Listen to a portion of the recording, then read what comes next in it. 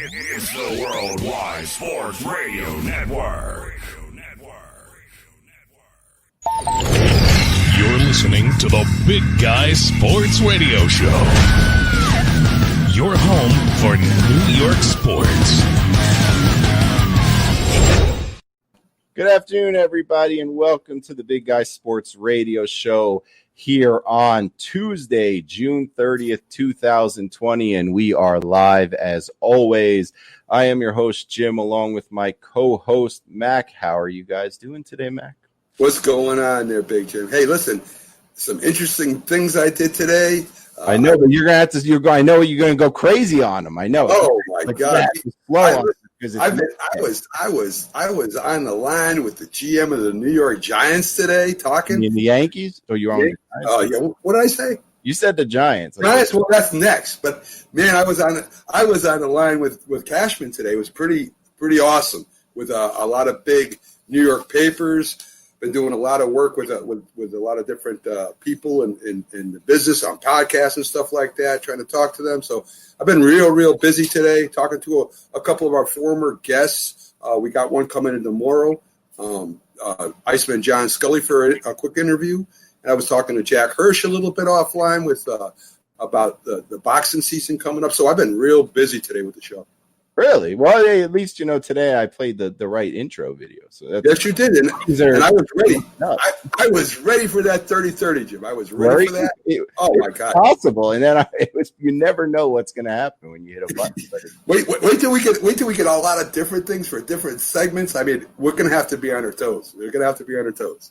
All right. So tell me real quick, as we say hello to some of our friends, Kevin, Justin, Alexander, and Tyrone, just give me a quick, 1 minute breakdown of what you learned on your conference call today with the 1 minute with the Yankees media department. 1 minute. I mean, while I set everything up, it's Mets Day. I don't want to, have them all tune in to listen to Yankees, but you did go on the Yankees media call today. So the Big Guy Sports Radio Network was on was allowed to join in the Yankees media call today, and that's a big deal. So I want to hear what you tell me a little bit of what you learned, and we'll share the rest on Saturday for our baseball. Yeah, definitely. Well, they commented on the virus about that they couldn't really name names, personal names, if anybody did have the virus because it's not negotiated. But so far, no player for the Yankees has opted out of the Yankees pool.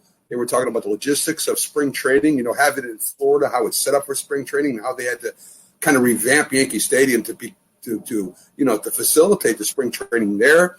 Mm-hmm. He talked a little bit about Aaron Judge, and they're very optimistic. And that's what I was going to say. I think the big thing most Yankee fans would want to know is they want to know what the status is of. Did they give any indication on whether he'd be ready, or did they beat around the bush? They're very optimistic. He's been going through all the physical activities. They still got to get him in, swinging at pitchers, really taking batting practice with pitchers still. But he looks like he's out and ready physically anyway. And they were talking about the trade deadline a little bit, about how that's going to work out, how hard it's going to be. And he also talked about exhibition games at the end of spring training, that they would be playing exhibition games against teams that were closer. So he said the Mets made the most sense. So that kind of stuff that we talk about, we'll get more detail on Saturday on it, more cryptic. But it was really cool to be talking and listening to Cashman. Well, Justin wants you to speak to the Mets GM. That Justin, I will say that, listen, we are the Big Guy Sports Network. We are constantly reaching out to people and trying to forge our way into the, any door we can get in as we grow. And of course, as you would expect, some places are going to tell you, as you get bigger, like we talked to, I know Mac talked to Pat Hanlon of the Giants, and he said, the media guy, and he said, we'll have no problem letting you in when the show gets a little bigger, because you got to grow it. If they just took every show that came on the air and just threw them in, they'd have 9,000 people on a call. But the Yankees have let us in already, so we're part of their media emailings, and Mac or any of us, I guess, can go and sit in on the calls. So we're represented on the calls. We're allowed to queue up for questions. Doesn't guarantee they're going to pick on us because there's other people there like SNY and the Daily News and the New York Post, and these are major news publications. We're waiting for the Mets to get back to us, but we're constantly reaching out to all the teams, not only for guests, for getting in their media department, getting on phone calls. And the Yankees were the first one to say, yeah, you guys could come in to the believe media. it. And they're sending us stuff, right? They send you updates every time they have one. So whatever goes to the New York Post or Daily News, we get it.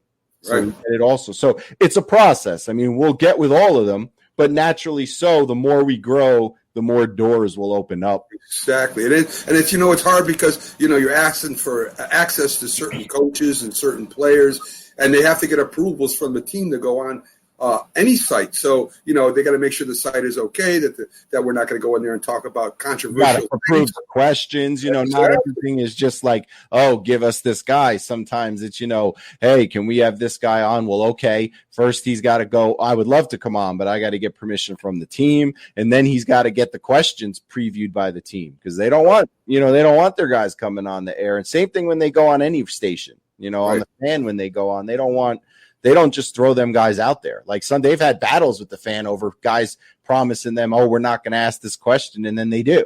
Right. We don't want, and that's why, Jim, and to the people out there, it's been easier to get like certain sports people on, like boxers and stuff, or former boxers, because I don't have to go through all that stuff of going to, like, say the one of the boxing organizations that have somebody under contract and talking to them. I can go in and I can talk to other people. They're individuals. Right. But we have, but Pat Hanlon of the Giants did tell us that, check back in August. So we should have some Giants guests in August once they get around. But anyway, starting with the day today. So we did the Yankees yesterday for a good hour. So today we're going to start with the Mets. Start off with something. I love to hit Mac with something I didn't tell him we were going to talk about, because it usually pops up like not too long before the show, so I can't give him a little preview. So I apologize up front, but this shouldn't be something too difficult. So I guess recently it was announced that the Mets, as you know, the Mets have been for sale for some time. The Major League Baseball, I guess they're ramping up this effort to get this sale going, because they need to get, in order for the person, whoever buys the team, to have control over the finances and who they sign, who they don't sign for 2021, the new Met owner has to be in place by the end of the year. But when you're talking about over $1 billion, this is not some small $22 transaction. This takes time and lawyers and whatever. So anyway, the MLB has pre-approved 7 bidders. 7 bidders have sent in packages, maybe more, we don't know, to MLB, not money packages, just looking at who would, to make sure they have money, to make sure that they meet all the criteria that Major League Baseball needs. And they've pre-approved 7 people. So now that one of those groups is the A-Rod and J-Lo group. Another one of those groups is the guy who has a piece of the Devils. We told you about this, Josh Harrison and David Blitzer. Another one of those is the Rubin brothers, although a lot of people say the Rubin brothers are more interested in buying the Wilpons real estate than the Mets because they have a lot of real estate. They didn't announce who the other 4 bidders are. I have to assume one of them's Cohen. Because he was pre-approved the first time, so I would assume he's one of them. So basically, the latest news on that is that all the pre-approved people now have to put in bids before July 31st.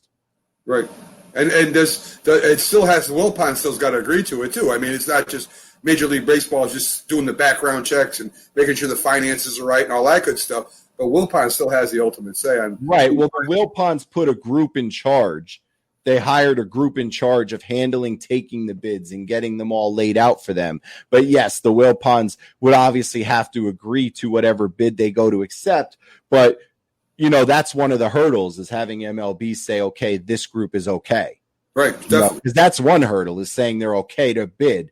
They have the financial backgrounds to do it. And then if a bid gets accepted, then MLB has to vote on it and, and rule on it and say, we accept this guy in the league. Right. Don't pick anybody, So, but this is a big first step. And I think the Wilpons are at a point where they know that, hey, if 7 people come in and bid on the team and we don't take any of them, even if they're close, if they're up there, 1.8, 1.9 billion, and they turn them all around, they're going to just be stuck in debt forever because they're losing money. Because the teams are not. You can only piss off big money players so often before they say, "I'm not coming back anymore." That's it. I'm done. Well, I mean, it's not like the Mets haven't in the past not signed people to big contracts, and they have. No, I'm talking about the owners. I mean, how many times can you tell owners you're going to sell the team and not take the bids and think that if you try to do it again 2 years later, they're going to come back? They're never going to trust you. The same thing happened many years ago when the Mets were selling a stake of their team to someone else. The guy had the money. He showed up. He was actually at Citi Field watching the game. The fans gave him a loud roar when they showed him on the screen. The Wilpons got jealous and backed out. This is many years ago. And then we had Steve Cohen. Steve Cohen, $2.6 billion. And he was going to give him SNY. But no, Jeff's got to be in charge of the team for 5 years. He backed as dumb because now they're not even going to get $2 billion. And they'll be lucky if they keep anything. The Wilpons sometimes outsmart themselves because they're so stupid.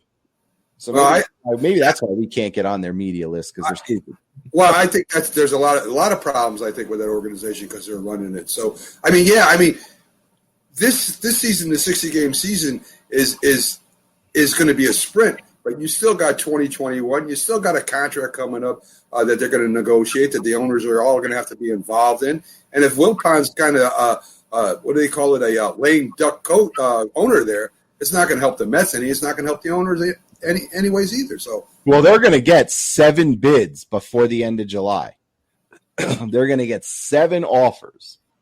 So you're going to learn a lot about where the Wilpons are for real. And I think a lot of New York Met fans like myself are of the same mindset of we don't trust the Wilpons. I don't trust anything they say. The Wilpons could tell me that the ground was black. I could be looking at the ground and it could be black. And I'd still think they were lying to me. Yeah. I don't trust them. They're shady. They're bad individuals. And I'm sorry. I mean, if that means you don't want to give us media access, I don't care because I'll get it from the next owner because I'm tired of the nonsense. But what I'm saying is they can't keep jerking around people who want to buy the team and think they'll come back later to do it again. Oh, no. I mean, you got other things you want to do, especially if you're trying to invest in companies and do things. Yeah. I mean, there's other offers that come up, other opportunities. So businessmen always are on to the next thing. Okay. You want to play hardball? You don't really want to sell the team? Well, we'll go buy another company. Yeah, definitely. They got things to do. That's how they make their money. Absolutely. Absolutely. So 7 people. That's the main part of this thing. 7 people are pre-approved by Major League Baseball to have the money to put in bids. So they're going to put in bids, and we should know by the end of July if the Mets are going to be sold. Yeah, well, good luck with that. That's a short period of time. Just look over 7 packages. I mean, I imagine Wilpon has an idea of who we would sell it to. If he must have like a top 3 or top 2 or something. He's probably. I think for him it's just about money, but I think he's living in a fantasy land. I think that he's living in a fantasy land if he thinks that he is going to get what Steve Cohen offered. Well, yeah, but what I'm saying, Jim, is that I would imagine these people have already approached him in some way, talked to him in some way, say, what are you looking for the Mets? What's your price range? What are you willing? Well, they talk to the company that's handling it for him. I don't think they talk directly to them. I think they try to avoid that. You know what I mean? I think Steve Cohen didn't talk directly to the Mets face to face until they sat down and had that disagreement over everything going on. So in other news, yesterday, Brodie Van Wagenen, our GM, came out and said that he does not expect any Mets to sit out. Right. To forgo the season. Now, I don't know how he can predict that unless he made a call to every single player on the team, but he sounded pretty confident that nobody was going to opt out, which is I guess is a good thing because players are opting out. Ian Desmond opted out today. He doesn't want to play. I'm not going to get into his stuff about racialness in baseball because it's just exhausting at this point. But he's decided to sit out. Brodie says no Mets are going to sit out. Right. So he thinks. Right. For right now. So, that's what he's saying. I don't know how it's going to go down. I haven't heard about any Mets, mulling it over. Yeah. There's nobody out. There's nobody out in the press saying, I'm thinking about not coming out. You know what I mean? So, but I always wondered how that's going to work now. Okay. And maybe you can answer this, right? So the player says, okay, I'm not playing this year. Does that mean that the team doesn't play him for this year? Doesn't pay him if he doesn't play? He doesn't get paid if he doesn't. Even if he has a guaranteed salary? There's no guaranteed salaries under the new contracts. The agreement that was struck in March is prorated pay for the games you play. That's it. That's it. Okay. So the original contract that they signed saying they're guaranteed so much money every year. I went out the window when they renegotiated in March. Okay. All right. You play or you don't get paid. Now, interesting enough, Mike Stanton was on the air with another show today and said, former Yankee, and said that he feels that anybody who sits out is going to have resentment from the other players. And why not?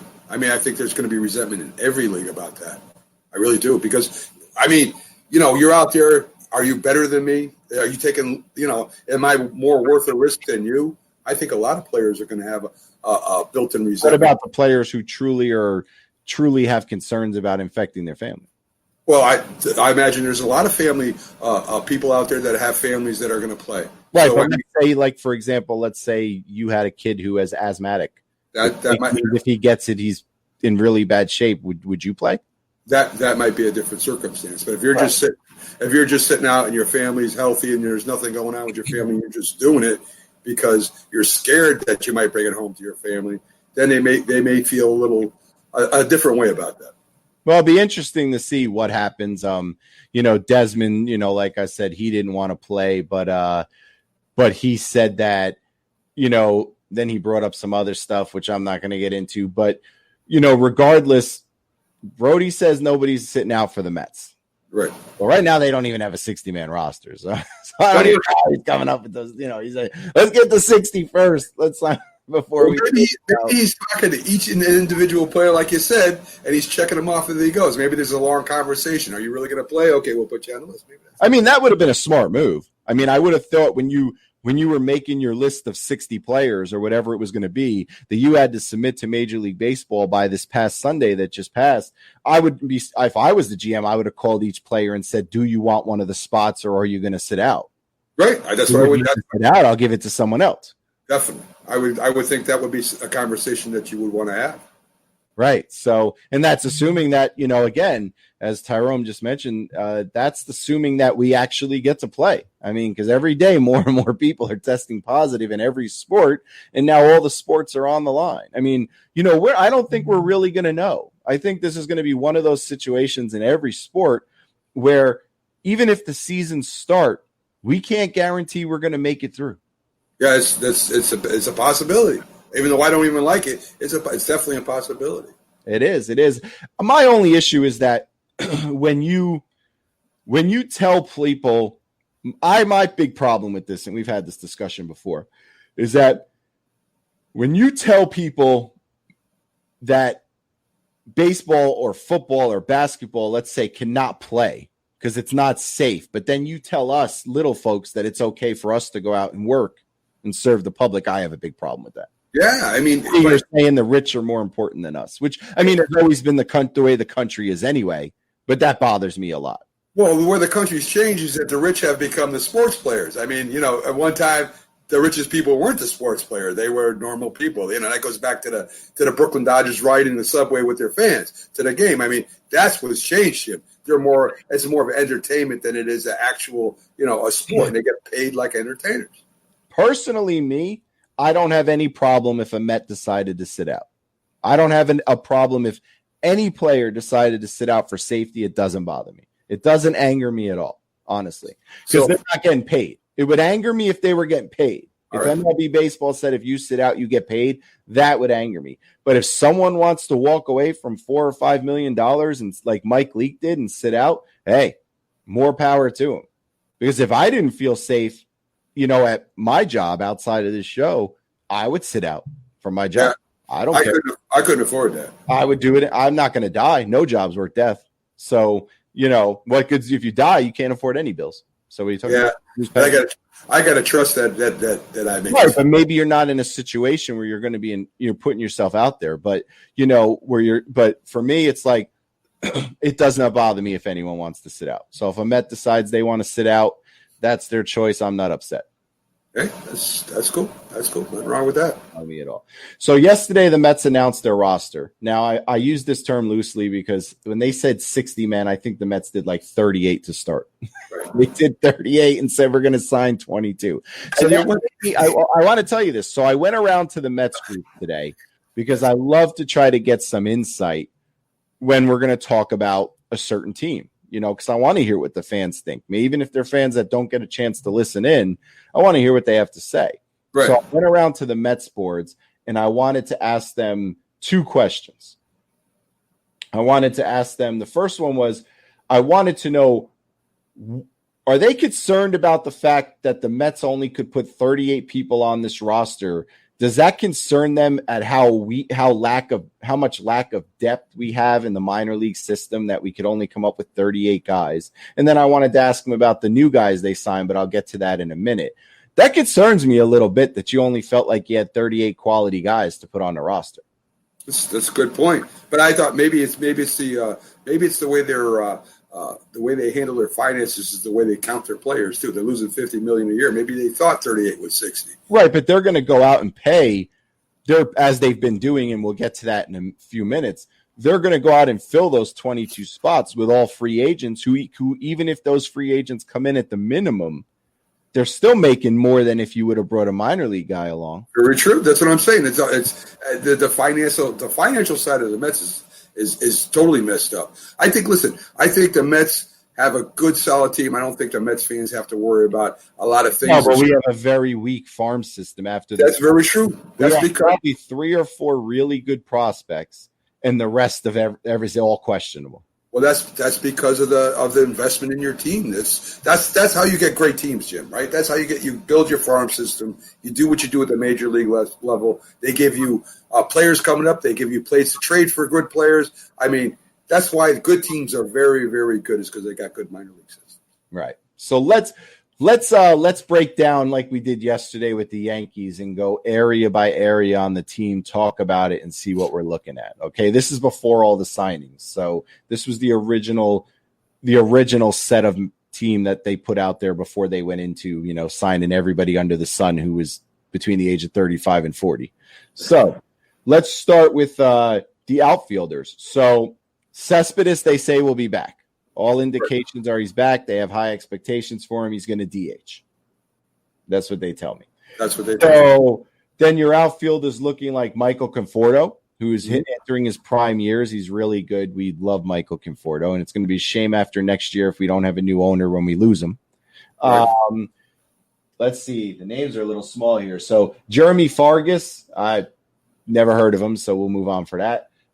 Jake Marciniak, who I like, he was signed from Houston. Good guy, good defensive player, very good defensive player. Not much with the stick, but good to have out there to play when Nimmo needs a day off. And he's actually probably the only true center fielder we have, because Nimmo and Conforto are not really center fielders. Yeah, and it's good, Jim. At the end of the game, when you're ahead and you don't want to give up runs, you need that great defensive player out there in the outfield so nothing gets by him. So it's a good guy to have in very good signing, because we don't really have a center fielder. If we're being honest, we don't. Yeah. And then you got Jared Parker and J.D. Davis. Right. So the outfield is pretty solid. I mean, a lot of people would sign up for a starting outfield of Nimmo, Conforto, and J.D. Davis. Yeah, I think so. That's with Marciniak coming off the bench and Cespedes in a pinch. That's he's going to DH more. That's pretty solid outfield. I mean, Nimmo's an on-base machine. Conforto hits a lot of long balls, a lot of RBIs, and J.D. Davis hits for average and hits the home run. So yeah, he does. He's a good player, a real good player. So yeah, you got a formidable. Marisnick. I have Sam Marisnick. Jake Marisnick. Yeah, go ahead. Yeah, you got a very formidable outfield, and your infield is going to be formidable too as we get to it. I mean, you like I said, you guys got any problems with the outfield. I mean, the outfield looks good, right? Not at all. I think you got the defensive guy that you needed in case at the end of the game, and you got some good hitters out there. So I mean, I don't know what Cespedes is going to do if he can return a little bit to the form he was a while ago. You got another ace in the hole. And let's not also forget that if they ever needed to bring him up and use him, Jared Parker's serviceable. He's played Major League in San Francisco.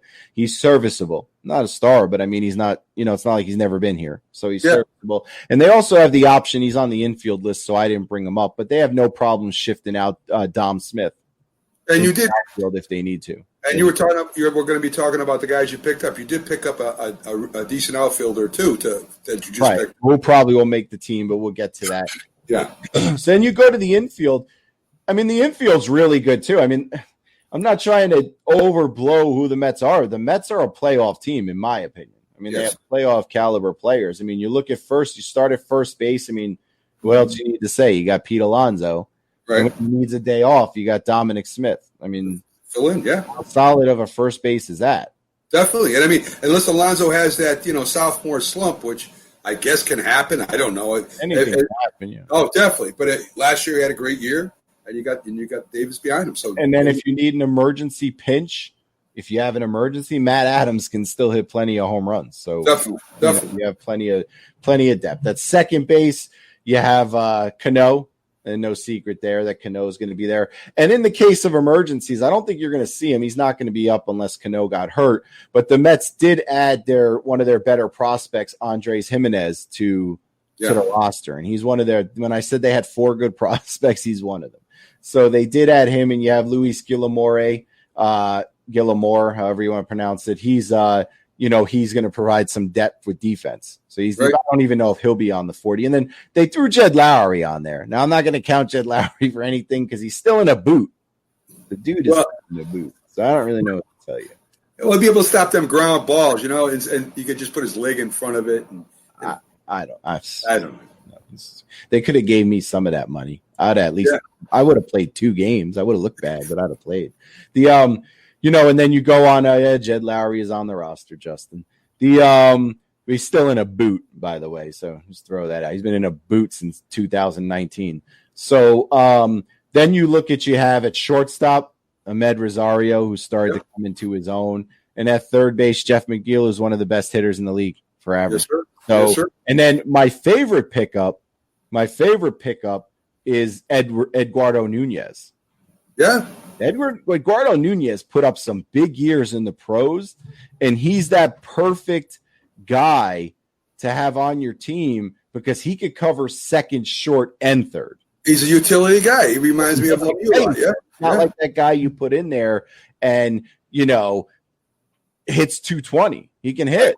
Right. And that's a good guy to have when Cano is having a bad year. You can throw him in there at second base. Cano is not going to have a bad year. I know that Matt on our weekend show went off on that, but I'm happy he went off on that. But I'm happy because now I have it on film.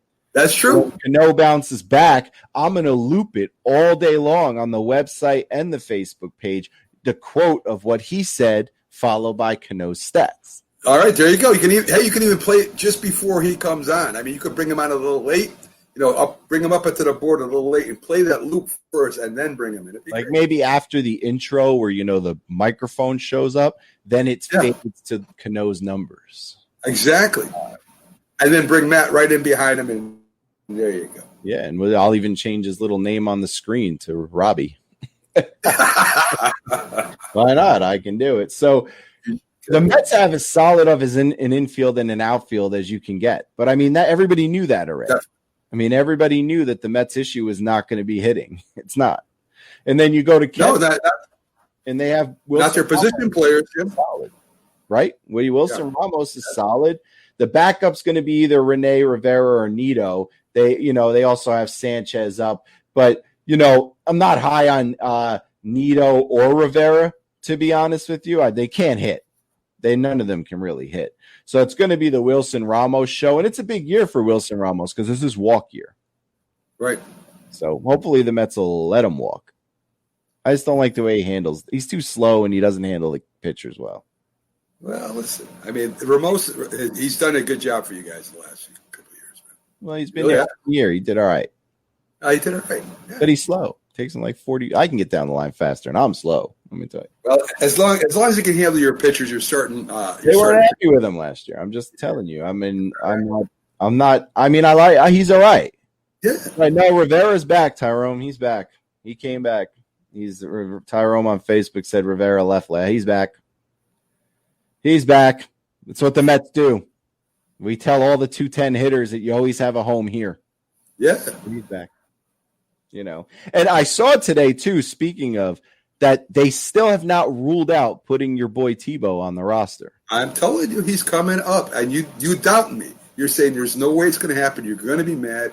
I just can't wait to see the face the day that Tim Tebow's on that 6. There's no reason to do it because they put him in the minor leagues to sell tickets. You can't sell anyone a ticket this year, and you don't need him to sell tickets. Alonso sells tickets on his own. Well, maybe just that extra, the extra bump on the TV ratings. I don't know, but there's no bump. He does not give you a baseball bump. He gives you a nice rating. And Jacob deGrom give you a TV bump.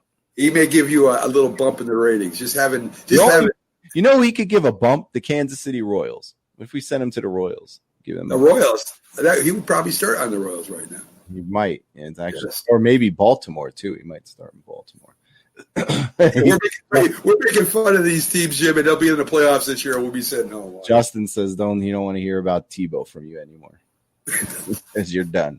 So then you get to the pitching. Now the pitching's a mixed bag. Well, see, Kyle says you won't need them to sell tickets because there won't be stands in the fans. That's what I'm saying. I'm talking about ratings on TV. I'm not talking about the fans. Hey, Kyle is Speedy. Remember, not Skippy. Speedy. Trying to help him, Kyle. He messes up your name. Oh, well, wait a minute. Is Kyle also is Speedy? Speedy Pete, but he's not Skippy. There's no Skippies. All right. In this scenario. All right. So nobody wants to see Tebow. The Mets have plenty of names to draw attendance. They don't need Tim Tebow to draw attendance for them. I'm just telling you. Maybe they're looking for the women ratings to increase. I don't know. I don't know. They don't need him for that either. All right. He wouldn't even be the best looking guy on the team. Who's the best looking guy? Probably the women love DeGrom because you go up in your looks a little bit when you have extra talent too. That's extra money too. 2 times Cy Young, that's a lot of like model like things that people don't see, Extra money is what draws the extra women. He does make the most money. Yeah, so we go to the pitching staff, and this is really where it's all at for the Mets because, I say that for 2 reasons. Because the Mets have a good staff, but they also lost depth because when they went in the offseason, they picked up Wacha and Porcello. One of them was going to be a starter, and the other one was going to be depth. But then Syndergaard went down with the Tommy John surgery in the spring, and now they're both in the rotation. Right. Now, really, your depth is a bunch of names that nobody really would care for, or unless they're willing to, finally put Seth Lugo in the starting rotation, which is what he really wants, but they've been holding off on doing that. So if you look at the pitchers, you're looking at the starting staff is going to be in this order. They've released this already, barring any injuries. DeGrom first, Stroman second, Steven Matz third, Porcello fourth, Wacha fifth. That's solid. Yeah, I mean the first two are unbelievable. You're gonna miss Syndergaard, and you got to hope now that they all stay healthy because your backup starting pitchers are, nothing to wave home about. Walter Lockett, Corey Oswalt. Who else we got here? Paul Sewald, Kevin Smith. Unless the Mets are finally going to bite the bullet and use their best prospect, because their best pitching prospect did make the player pool, David Peterson. So, but the Mets are like one of those franchises that don't like to bring their prospects up no matter how good they are till they're like 26. Like Pete Alonso was like a anomaly. He was amazing. It's amazing they let him start the season. Well, maybe with the way the season is this year, if you guys – you're going to have to rest some of the pitchers. Maybe you get some long relief in. Maybe they at least give him a shot. Letting Lugo start. Lugo really bad wants to start, and he's really good. He was very upset in the offseason that they didn't give him a chance to start. I mean, you can go look. He gave interviews where he just came straight out and said, "I'm not happy about it." He wants to start. What I was looking at here is that you have a lot of right-handed pitchers. I mean, a lot of right-handed pitching. I think you've got like 16-6 or something like that. Well, we don't need any. There's no lefty specialists anymore. So what's? Well, I'm talking about when you're change that. When you're pitching in a park that has a smaller left field or a smaller right field, it might matter, Jim. Yeah. Well, we still have. Well, we have the ones that'll matter. Like Justin Wilson is our number one lefty. He's going to be on the team, for good. He's going to be. There's no doubt about it. He's going to be there. Steven Matz is a lefty starter, obviously, and I don't know. He wasn't going to make the team, but he looks like he will now. Former Yankee Chasen Shreve. He's a lefty. Yeah. So they have the two lefties that matter. As far as I understand, I think those are the only two. Oh, and they have Daniel Zamora too out of the bullpen, but I'm not too. He doesn't light me on fire or anything. Well, for instance, you're going to go right-handed pitcher, and you're playing the Yankees. If they can, they're going to go left-handed heavy, and they get the short right porch. That might affect the game sometimes. Yeah, but the Yankees have a lot of right-handed bats that they won't sit. I mean, if you think about it, Stanton's not sitting, Judge isn't sitting, Gleyber Torres isn't sitting, Gary Sanchez. That's 4 righties right off the bat. That's true. Automatically going to play. That's true. That's true. That doesn't even. I'm not even. And then your third baseman's a righty, no matter who it is, Urshela or your first baseman's a righty. Luke Voigt, your whole team's righty. Basically, it is now. Basically, even DJ LeMahieu is a righty. Honestly, who needs to be a lefty for the Yankees? Well, I mean, you got Gardner. You got to switch. You got to switch. All you got is Gardner and Hicks, right? A switch hitter there out of 9. That's true. That's true. It's not like it was. But I mean, if a team could stack some left-handed hitters against you, that's what I'm saying. I mean, we're coming to play you, and you're going to put 8 lefties in the lineup. I'm going to hug you. That means all your best hitters are on the bench. So I'm okay with that. Go ahead, play all of them. Put Judge on the bench. Put Torres on the bench. Well, we'll win that game easy. That'll be a party. Judge me to the bench anyway. We'll see. Yeah. So, but and then you go to the bullpen. The Mets make or break 2 things to make or break the playoffs here, in my opinion. The first is now you need the starters to stay healthy. When Syndergaard was healthy, you had room because you were like, well, okay, if somebody gets hurt, Waka comes in, no problem. Now you don't have that, right? So I need all 5 starters to make all their starts. That's asking a lot. Yeah, and I mean, but you still got Lugo that could step in and start, right? So you still got him. They've been reluctant to do that.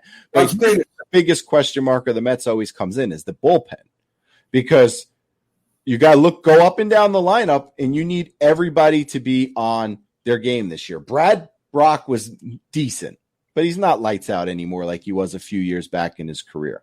Familia was terrible last year. So you got to ask yourself, do we get the Familia 2 years ago? Or do we get the Familia last year there's no words. You talk about Gazelman, he's like a middle relief guy. So, fine. You need that guy anyway if your starter has a bad start to eat up the innings. We mentioned Lugo. That's why it's so hard to put Lugo in the rotation, because he's so good out of the bullpen. He was their best reliever last year. You don't have a lot of arms to take his place. It's like putting him in the starting rotation so that Jacob Rom can come and pitch is not really a good trade-off. And then is Dylan Betances going to stay healthy all year? That's the big. Something that's probably your biggest. Edwin Diaz is the biggest. Besides your closer, I mean, Betances. If Betances bounces back, that will bring your bullpen together this year. See, this is why it's such a question mark, because if you could look at this 2 ways, if Betances stays healthy, because when he's healthy, he's good. So I'm not worried about his skill. I'm just worried about his health. If Betances stays healthy, Edwin Diaz gets back to the form he had when they traded for him. Familia gets back to what he was, because he's not old, 2 years ago. And you have Lugo in there. If those 4 guys pitch the way they're supposed to pitch, and that really just makes you one of the better bullpens in baseball, the Mets are one of the best teams in the league. They have a great shot. But if Betances gets hurt, Edwin Diaz looks like he was last year, Familia looks like he was last year, and Lugo's all by himself, the Mets are not going to the playoffs. You guys are going to have a rough road. I mean, that's the only thing that stopped you last year on that run. I mean, you guys were a legitimate playoff team last year. If it wasn't for your bullpen blowing all those saves, I mean, that was incredible. I felt bad for you guys, I'll tell you the truth. And that's what's so hard about us as a Met fan, is what's so hard about it this year is like, you could be looking at a team that could go 35-25 and be in the playoffs, or you could be looking at a team that goes 25-35, because for as much talent as they have, there's that many question marks coming out of the pen. And, with that 60 game sprint, I mean, if the starting pitchers don't hold up, if they can only go 5 innings or 6 innings at the most, and you turn it over to that bullpen and they're close to you, I mean, the way it was last year, if it's that way again this year, you guys might end up 25 and 35. Yeah, it's going to be it's like a flip of a coin with the Mets. They could be 10 over or 10 under. Yeah, and it's all going to go on the bullpen. And the health of the starting pitchers now, because, like I said, without Syndergaard, you don't have a lot of depth there anymore. Yeah, I mean, we're the same thing. I mean, we only the Yanks only got one good pitcher, but we got a good relief staff. So I mean, a great relief staff. So it's almost the opposite with the Yankees and the Mets. Right, but see, the Yankees have enough talent that the Yankees are not. Their starters are serviceable enough that it's not a 10-game swing with them. The Mets are crucial on the bullpen. It's make or break. It's going to be make or break. So that's what the roster looks like now. But I bring up the interesting thing is that most teams, when they announce their rosters on Sunday, 52, 55, 54, the Yankees 58, the Mets 38. Right. That's not even close to 60. So now the Mets have decided to go and sign every veteran under the sun. So let me throw some names out here for you. Now, they signed Melky Cabrera. That's a good player, I think. Had some big years in his career, but he is 35 years old, and his OPS dropped last year to 713. But he's still batted 280 for you. Yeah, but the OPS means a lot. So he's just invited to have a shot to make it as a backup. I honestly don't think he's going to make it to start the season. I mean, once they have to cut down to 26, I don't think they can carry more than 5 outfielders. And they got 5. I'll tell you, if I was the Mets, I'd have him ready to go in the outfield. That's a switch hitter. Well, no, he would be ready to go off the bench. Yeah, that's what I mean. On the taxi squad, there's no way he's replacing Conforto, Nimmo. No. Guys. But I'm saying I would have him ready. I mean, he's got batting 280 is still. I don't care what you say, is still a heck of a batting average. He's still a good outfielder. He had a great arm at one time. I haven't watched him play in the last couple of years. He's slowed down. He's not the outfielder he once was. And he was a great base runner too. So I mean, he's a good he's a good player. Well, yeah, he's going to be one of those guys that they're probably going to send down to the taxi squad, assuming he accepts. They have a right to say, "Listen, I want to shop around and see if someone will let me make their 26 man." But if he doesn't, that's what he was signed for. They also went out and signed an arm in Hunter Strickland. Now, right. Hunter Strickland's is weird because he's had some really good seasons, and then he's had some really bad seasons, and he was hurt most of last year, and he's only 31. So it's one of those things that it's like buy low, hope for the best. Yeah, I mean, he still has a lifetime average, a ERA of 3.16. That's a decent ERA. That's not a bad ERA. And like you said, he had some real good years. He had some real good years. A few years back, the Mariners and the Nationals, not too good, but he did have some real good years. Absolutely. And then they also signed. He's like Alex said, he's solid, not great. He's right. He's another guy who he might have a shot to make it on the 26 man because the first 3 out of the bullpen are not that great. I think you have like 5 spots of the 7 locked up. I think you're looking at Diaz, Betances, Lugo, Familia, Justin Wilson are guaranteed, possibly Gazelman, and then there's 1 spot to fight for. Maybe Strickland might grab that as a shot. He has a shot, or they might keep the second lefty with Shreve. So, all right. So then they went out and re-signed right-hander Erasmo Ramirez for a little starting pitching depth.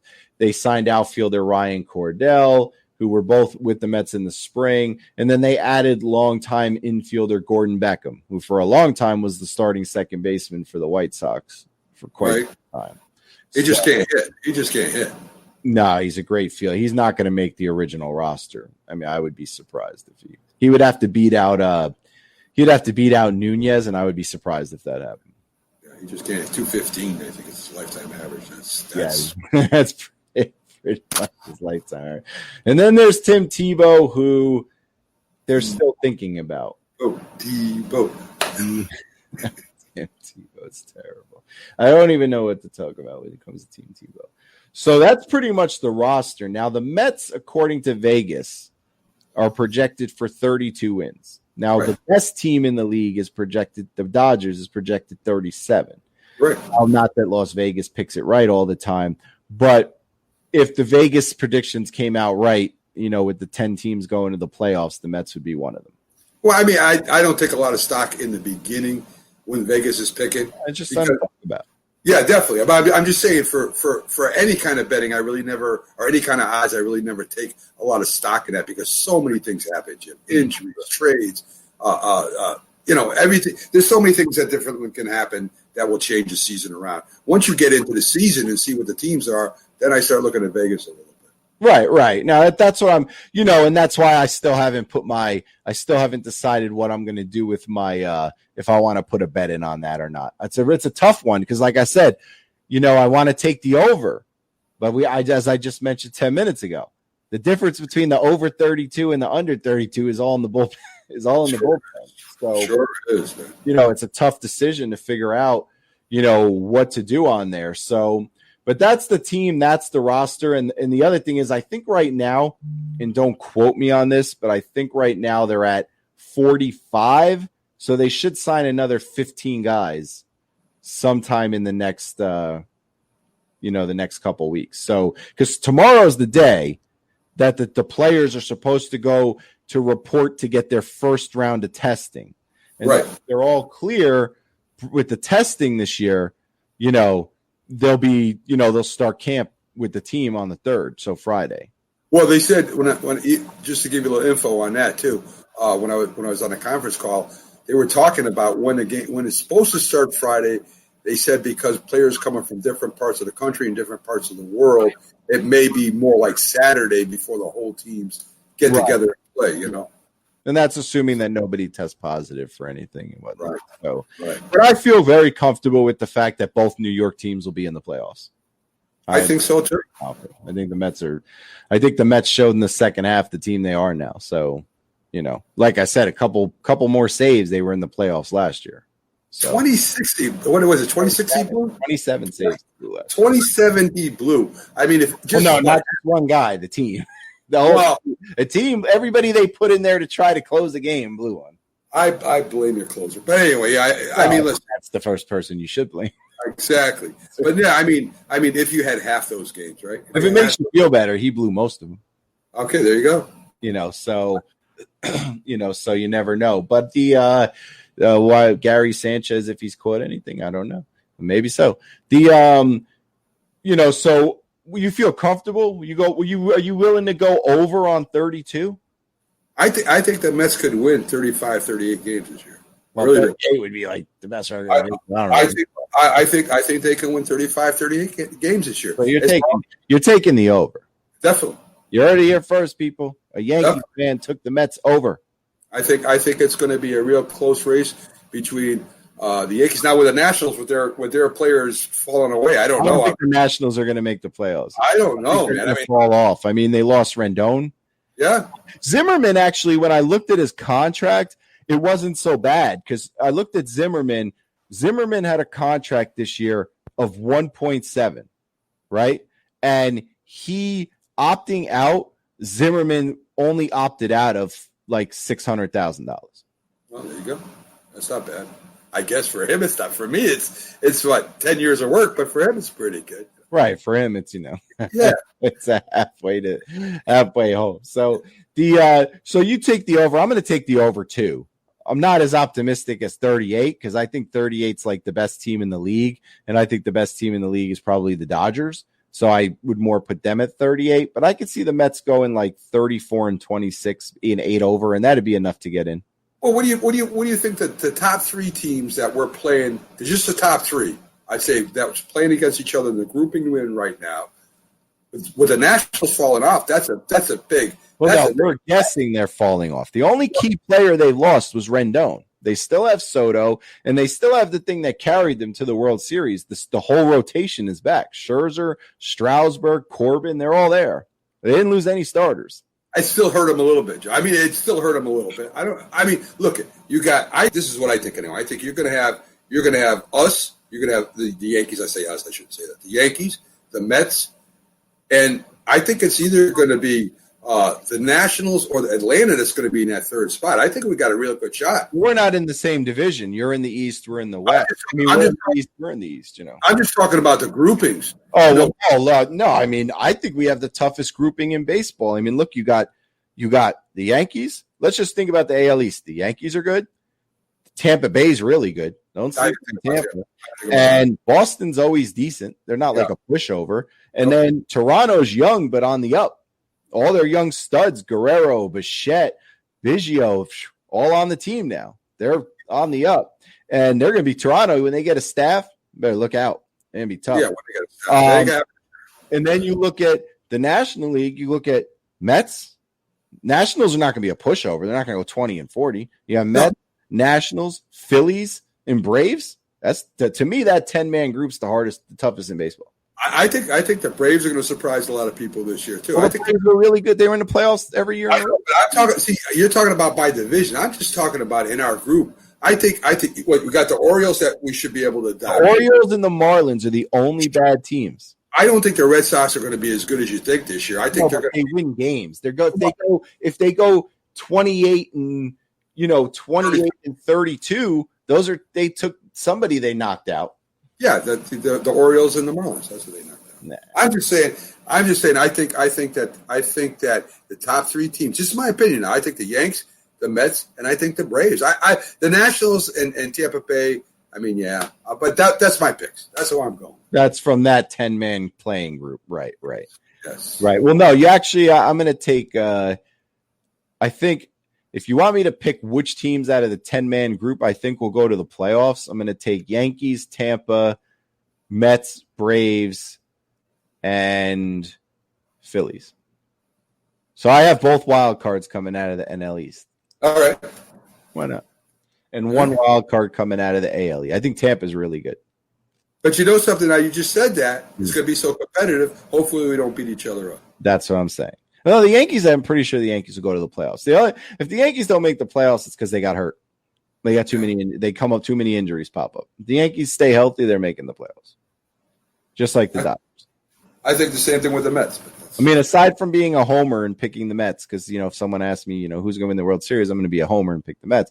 But if I'm being realistic, the Dodgers, I think, are going to win the World Series this year. Yeah, we'll see. The Dodgers don't win the World Series. They got a lot of problems out there because I've never seen so much talent on paper. There's been a lot of talented stacked teams that lost the World Series. It's their turn. They haven't won it. It's their turn. We'll see. It's that turn. Now, hopefully they re-sign Betts so they can keep winning. I like Betts. Good player. You like him? Yes. I do. He'd look great in a Met uniform. Better if he hits the market. I'll write this down right now. Right. Steve Cohen gets the Mets, who has an infinite amount of money, and Betts hits the market, he'll be a Met. Yeah, we'll see. He's a free agent after this because Steve Cohen's the only person in the world who will pay Betts $300 million. Still, your cap was. I mean, I don't know what the heck your cap. There's no cap in baseball.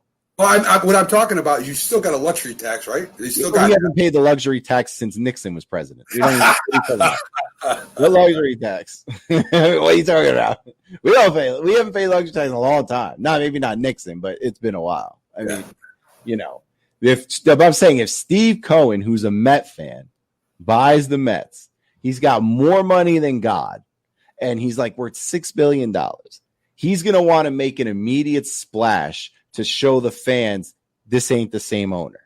And how do you make a splash? You drop $300 million on Mookie Betts. And what happens now when Cohen isn't the one that buys the team? I can't wait to see you remove that. Well, no, I don't care who buys it because, let's say, for example, the group with A-Rod and J-Lo buy it. Maybe they can't afford Betts, but they won't be as cheap as Wilpons because the Wilpons, not only do they not buy Betts, they don't buy the next 10 guys at his position. They go to the lowest guy, like, oh, there's Tim Tebow.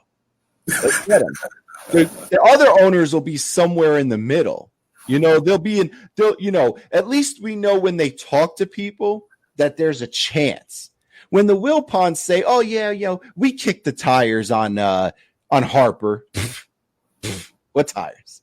The used one at Costco? What tires did you kick? They didn't kick any tires. Nobody believes that. When the Daily News and the New York Post put that on the front page, I laugh. Like, are you that bored? Are you that stupid? You know the Mets aren't signing Harper. Yeah, right.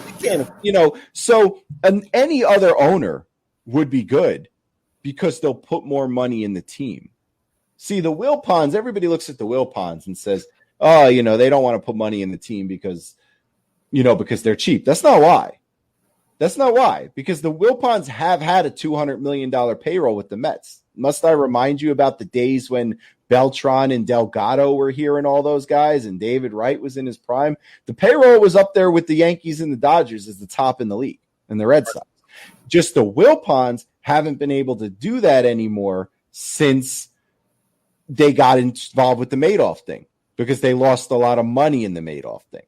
So they've never been able to recover from that. So Cohen comes in, or A-Rod Group comes in. What's more important, to start rebuilding that minor system or to start? You can do both at the same time. Brian Cashman's done it 100 times.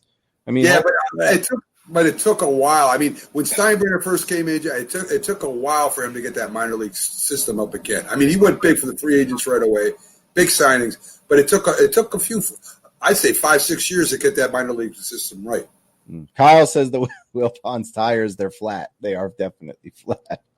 And Robert says he agrees that Cohen would go after Mookie. No, it's you could build both at the same time, but the thing is, building the minor league system has nothing to do with your money. It has to do with who you're drafting and who you're scouting and what international guys you're signing. And when you sign an international guy, you're signing him for a few $1 million. You're not giving him $30 million.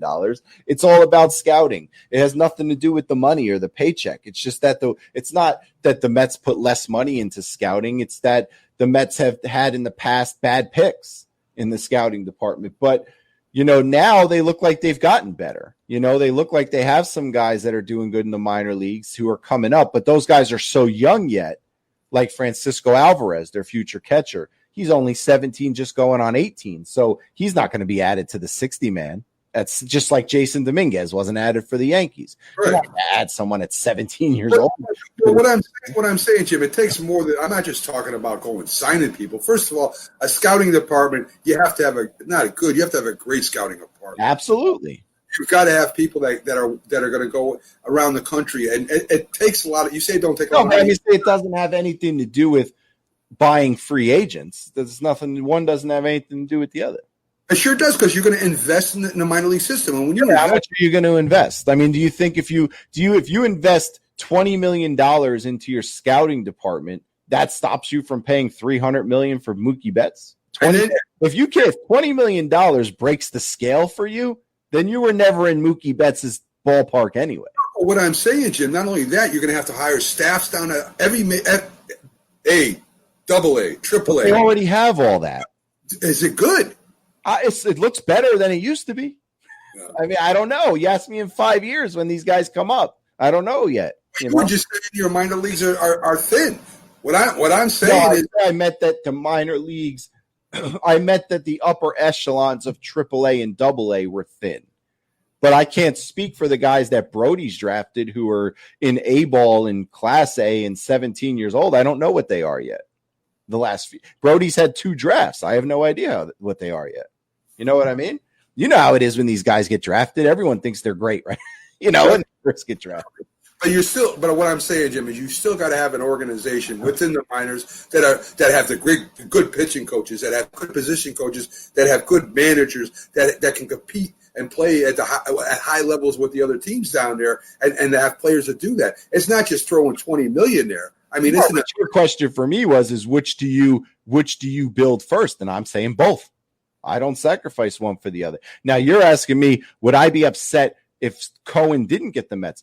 I would be happy if Jeffrey the giraffe from Toys R Us bought the Mets. I don't care who buys the Mets as long as not the Wilpons. But if you're asking me who my number one choice is, my number one choice is Cohen because he has the most money. And I feel like some of these other people, like, for example, the A-Rod group, the A-Rod group with the banks and everything, I feel like they have enough money to buy the team, but then are they strapped? because they just put all their money into the team. You know, if Cohen buys the team, even if he paid $2.2 million, he's got another $4 million in the bank.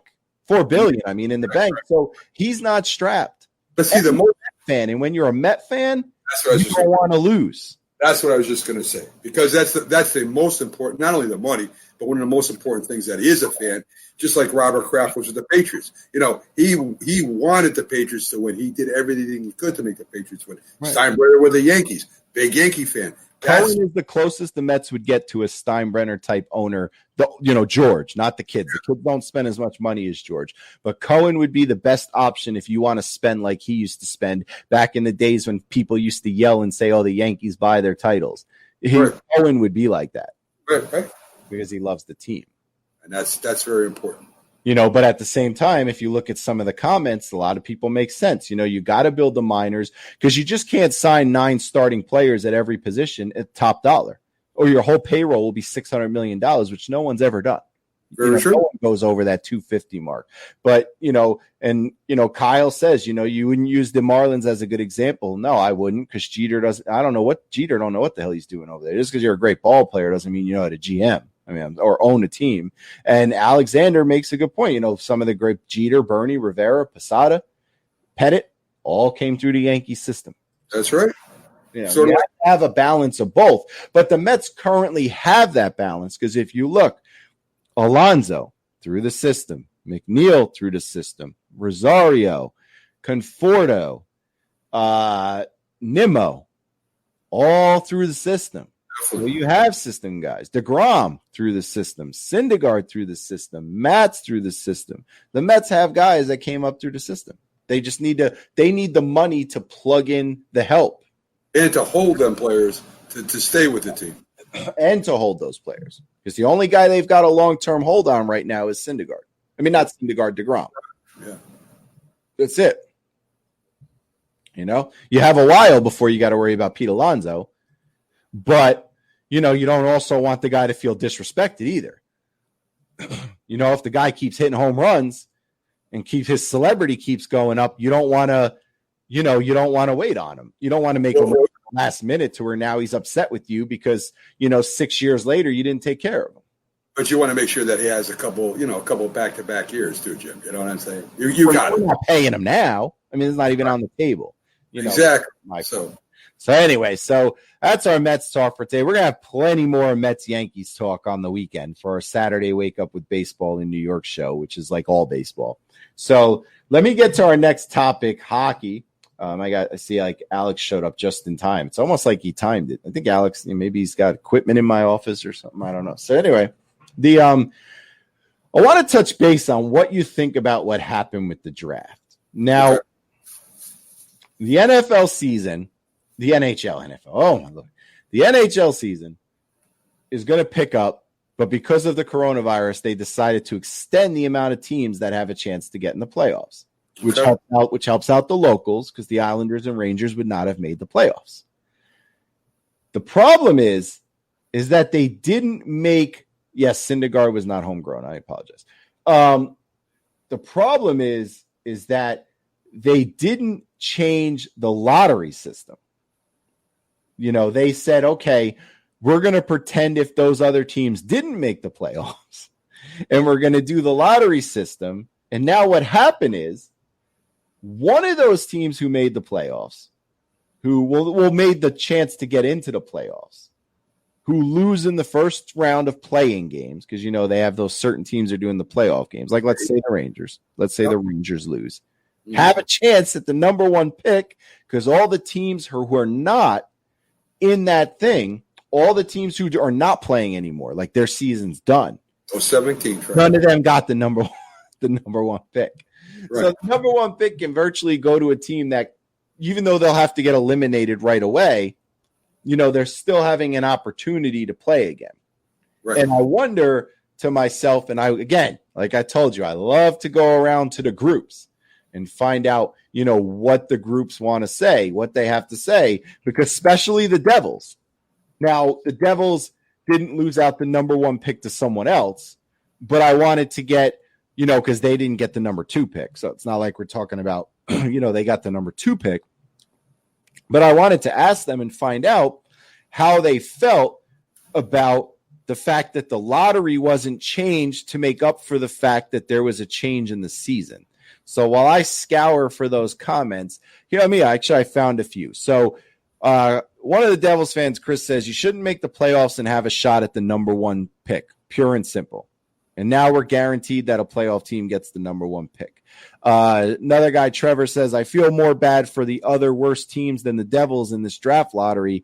Devils have been pretty fortunate in the last few years. So he's basically not being greedy. He's saying, now, how do you feel about that? Should the Rangers or the Islanders have a chance to go and lose the first round of a chance to continue into the playoffs and get the number one pick? It doesn't make. Well, I mean, they redid the whole playoffs for this year alone. I mean, if it wasn't this way, they wouldn't have had a shot, right? They would have all been. No, I mean, they would have all been in that. But they would have had a shot in that thing. But when you decided to make the change, shouldn't you have for 1 year altered the lottery system? Well, the way I would have done it, because I watched it, it looked really confusing to me the way they were doing it anyway. But it's a big ball of mess. I would have just usually is. I would have just had the first 7 teams get the 1 through 7 pick, put the balls in there, then went on to the next 8 teams that got eliminated, put 8 more balls in there and let them pick and they push on. That's the way I would have done it. But I mean, I don't know. The difference this year, of course, Jim, is that the playoffs were changed because of Corona and the season got delayed, and now they want to make it exciting and add this one team playoff to try to be fair, and it's just not going to be fair. This year's just not going to be fair. Right, but I mean, you made plenty of adjustments. You could have easily what you just said would have been the perfect way to do it, and it didn't take you more than 5 minutes to think of it. So when I was watching, I was watching the draft, and they have to take a ball out and put 2 balls in to make it even, and they take a ball out for that one thing, and they put. And I'm like, why don't you just put 1 through 7, let them pick, and they go the next 8 teams 1 through 8, and let them pick, and then whoever else after that. I don't understand why. Look at what Kyle said. He makes a good point. Can you imagine if the Penguins lose because let's not forget here. Let's not forget. It's also teams. There's also teams in those playing games that would have originally made the playoffs. Right. Can you imagine if one of those lose and then they get the first pick in the draft when they were basically a playoff team anyway? That would be absurd. And, Alex mentions, well, it's a tough scenario for the Rangers. Not really. No, not really. Because for 2 reasons. Number one, no athlete can really go out there and not play to want to win. So the Rangers are not going to go out there and, tank to hope they get the number one pick. Because even if they tank and get eliminated, they still might not get the number one pick. So that would be a waste of time. I love, something, Jim? I love it when commentators and people say stuff like that, tanking it all. If I was a coach or a manager at any team that was tanking, I would get rid of them. I don't care if we get the first round draft pick and $1 million. I would get rid of that player, that coach, anybody. That's ridiculous. You're there. Not to mention the fact it's not like there's a Sidney Crosby in this draft. I mean, I wouldn't care. I wouldn't care if the next Gordie Howe or the next, Mark Messier was in the draft. You play hockey, play sports to win. That's what you get paid to do. Let me give you some more comments off some Devils sites that they responded to my question. And I got to give the Devils a lot of credit here because a lot of the Devils actually just, they were fine with it. So maybe it's because they didn't get the second pick. I think if they got the second pick, a lot of Devils fans would have been upset. Like, what the hell's going on here? But Jesse writes, it sucks that dropped the Devils, but the lottery was fair. The teams in the playoff round had a chance to get a top 3 pick. Never mind the top pick. It's a lottery. David says, rebuilding through the lottery promotes teams sucking and losing, and that's the opposite of what we enjoy in sports. I hope more leagues let crazy events like this happen so teams are forced to draft smarter and invest more in trades and free agents. Another guy says, teams get screwed every year in the lottery. Tanking shouldn't be encouraged. Someone else wrote, not mad that the Devils dropped to 7. They will get a really good player. However, the lottery system was clearly against the teams that did not make the playoffs, as a play-in team had a combined 24.5% chance to get the overall first pick. Let's see. Mark says 95% of my issues with the draft lottery this year is that the number one is currently unknown and may not be known for months. It seems like the league rushed to do the draft. If they had done the play-ins, everything was seeded, and then there was a definitive 12th seed when the card was revealed, I think it would be a lot less of an issue. Yeah. I mean, again, Joe, I watched it, and I by the 10 minutes in, I didn't know what the heck he was talking about. I mean, I did, but it just didn't make sense to me. It's like, hockey's draft this year is all over the place. Let me ask you a question. Let me another lottery. Let me ask you a question. No. To make sure that teams don't tank, and there's talk they do. So why don't they design drafts in all professional sports where the first pick in the draft is a team that just missed the playoffs? You know what I'm saying? And then it moves down. So this way, at the end of the season, if you lose 2 games and you're gonna not play your best or pull your starters out so that you go down and you get that draft choice, maybe if they rewarded the teams for still trying to get in the playoffs, the teams that are still fighting, they wouldn't have that anymore. Right, so, but they don't have tanking in hockey because that's why they do a lottery. The team with the worst record in the league, Detroit, what are they picking, 6th? They didn't even win the lottery. So I understand, and they're trying to make that they're trying to make it fair that way. But wouldn't it have been easier just to have it set up for the team that did make the playoffs, let them pick first, and that way the teams during the year would give more out, would give more to the game, would try to win more and play harder to try to get the playoffs. Because even if they just miss it, and they just miss it, they get the first pick. Don't you think them teams at the bottom would even play harder at the end of the year? I would be against that only for the fact that for 2 reasons. Number one, the lottery ball system that they use now in most sports, that eliminated tanking. So there's no reason to do that, to make that switch. But your percentages go up. Right, but it don't matter how hard you play. If your team sucks, they suck. I understand, but are you telling me that – are you going to tell me if in baseball, for example, let's say that was the system in baseball. Let's say that the first pick in the draft went to the team that just made the playoffs. Do you think Baltimore has enough talent to get to that spot? But the order will change differently, where you're going to get in the first round, you're lower. If you get to the bottom, you're the lower pick. For example, Baltimore and Florida are going in at the end of the year. Baltimore, and they're playing the last game. Now, Baltimore says, I lose, I get the first round draft. I get a higher pick than you do. And Marlins, if they lose, if they win, they get a higher draft pick than Baltimore does. So they're going to try to play to win that game instead of saying, well, I'll lose and get a higher draft pick for you than you. Do you understand what I'm saying? No, I think you understand that only hockey and basketball cured that problem with the draft lottery. And I know you're saying, well, they get a better percentage with the ball. I get that. But it's not that much better. If you look at it. Detroit picked 6. L.A. had a percentage that should have put them 5th. They go 2nd. So Kings. So it works. If you want to bring a theory up where it might not work, the only 2 leagues that don't do that is football and baseball. Football and baseball go by record. Now, baseball, it's a little harder to tank to get a top pick, especially with the whole season when you're paying 162 games. You know what I mean? Football's probably got the more tanking than anything. Unless, of course, you're dumbass Giants and, you decide to beat the Redskins down the stretch, I'm glad they did. Get somebody else, but, No, but I don't know. The balls you say make it a lot more fair. I still think the percentages are better for the loser teams. I think if they made the percentage better for the ones that had a better record and didn't make the playoffs, I think they would try harder to go ahead. All right. Well, I see Alex is mentioning that. I know very well who Alexis Lafreniere is, but I don't put him in the class of Sidney Crosby. But that's just me. To each his own. Maybe somebody else does. It's just to me, I just wanted to figure out how everybody felt about it because of what you said. You said it in 10 minutes ago, and it's so easy to think about. They could have just did a lottery with the first 7 teams and then did another lottery with the next group. And that would have been it. Yeah, we'd have the number 1 pick right now. Because one of the Devil fans I read off his comment, he made a good point. He's not mad that the Devils are not picking first, but he's mad that now he's got to wait because he likes to scout the draft. And he's, some people they get into that and they scout the draft and they want to look at the players. And now he doesn't know who's going to be picking first for at least a month. Right. Maybe 2. You see what he's saying? You know, so Kyle says drafts lottery systems should be based on straight number systems rather than percentage. Number one team gets a certain amount of ping pong balls, and then preceding teams subtract how many games points they were ahead.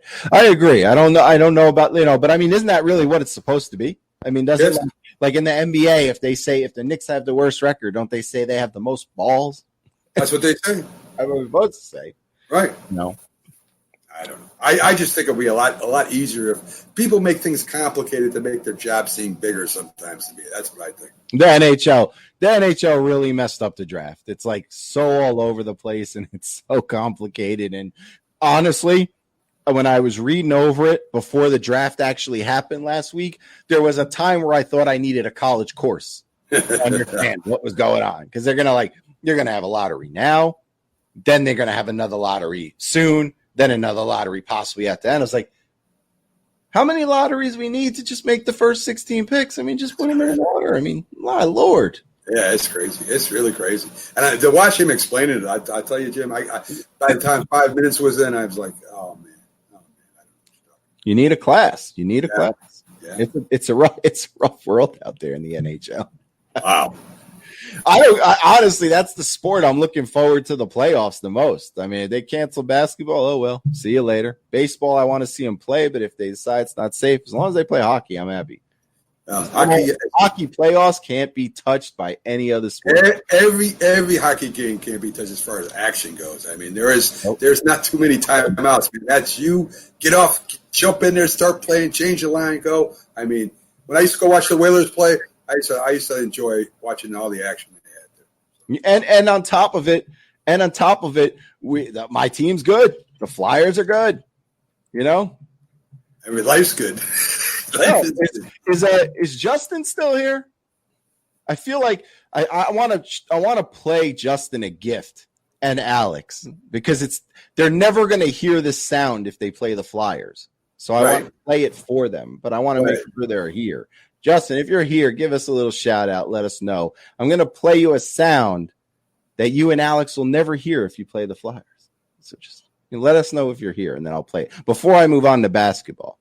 If I move on to basketball, I'm not going to. It's over, man. It's over. I don't know. Just a little slow. He might have went smoke. Maybe he's a cigarette guy. Oh, he's here. All right. I'm going to play a sound for you and Alex, but I want you to pay attention because you will never hear this if you make it far enough to get swept by the Flyers. All right? Just remember that.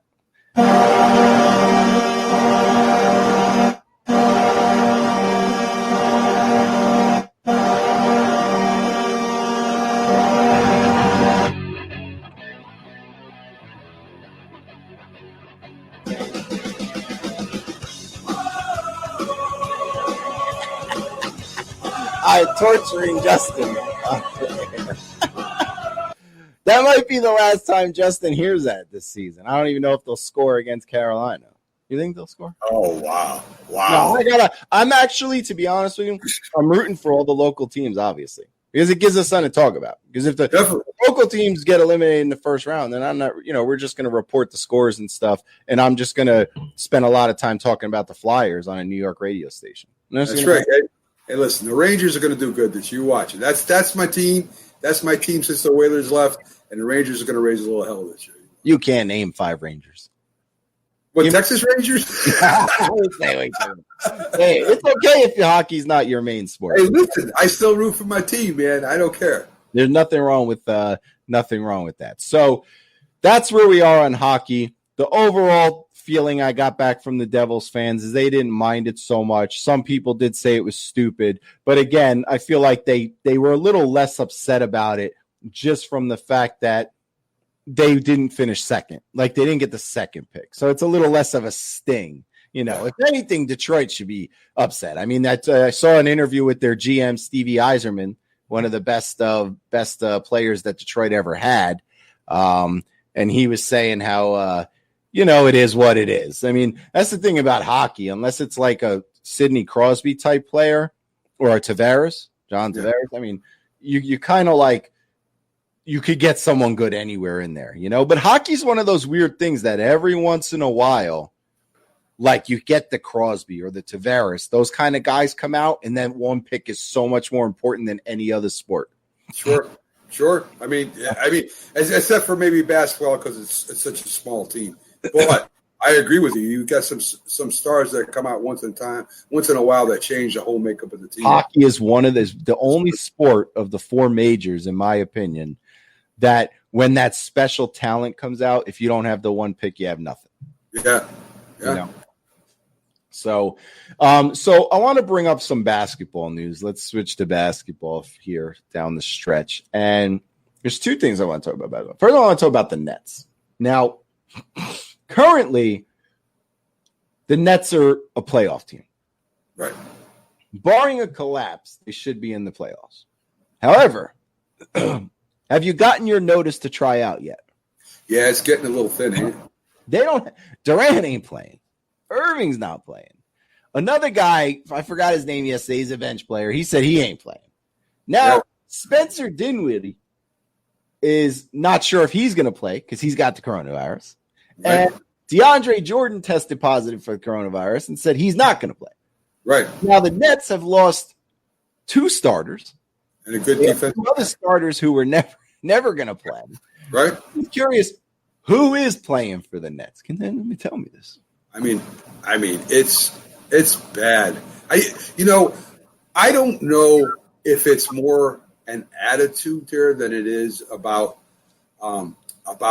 whether they test positive and they get. I mean, even if you test positive, by the time they play, you should be all set, ready to go. I mean, you should be over the virus by then. I would think, right? I mean, you're talking July 30th is when they start up, right? Yeah. I kind of feel like this is like a Waco, Texas thing. You know about the whole Waco, Texas, the guy? Yeah, definitely. Like where they're all drinking Kyrie Irving's Kool-Aid and just looking for an excuse not to play. What is wrong with you? Kyrie Irving is an idiot. So stop following him. I mean, his arm from his elbow, and he doesn't even play. So I don't understand this. I mean, Chandler was the other guy, and I think he played for the Knicks for a while, too. That was the guy, the defensive specialist. They said he was a backup though, and didn't. I mean, he was okay. I mean, he is a huge loss. I mean, listen, he doesn't play. You got Durant, who was not going to play, saying he was not going to play, and he's already not playing, so that really didn't do anything.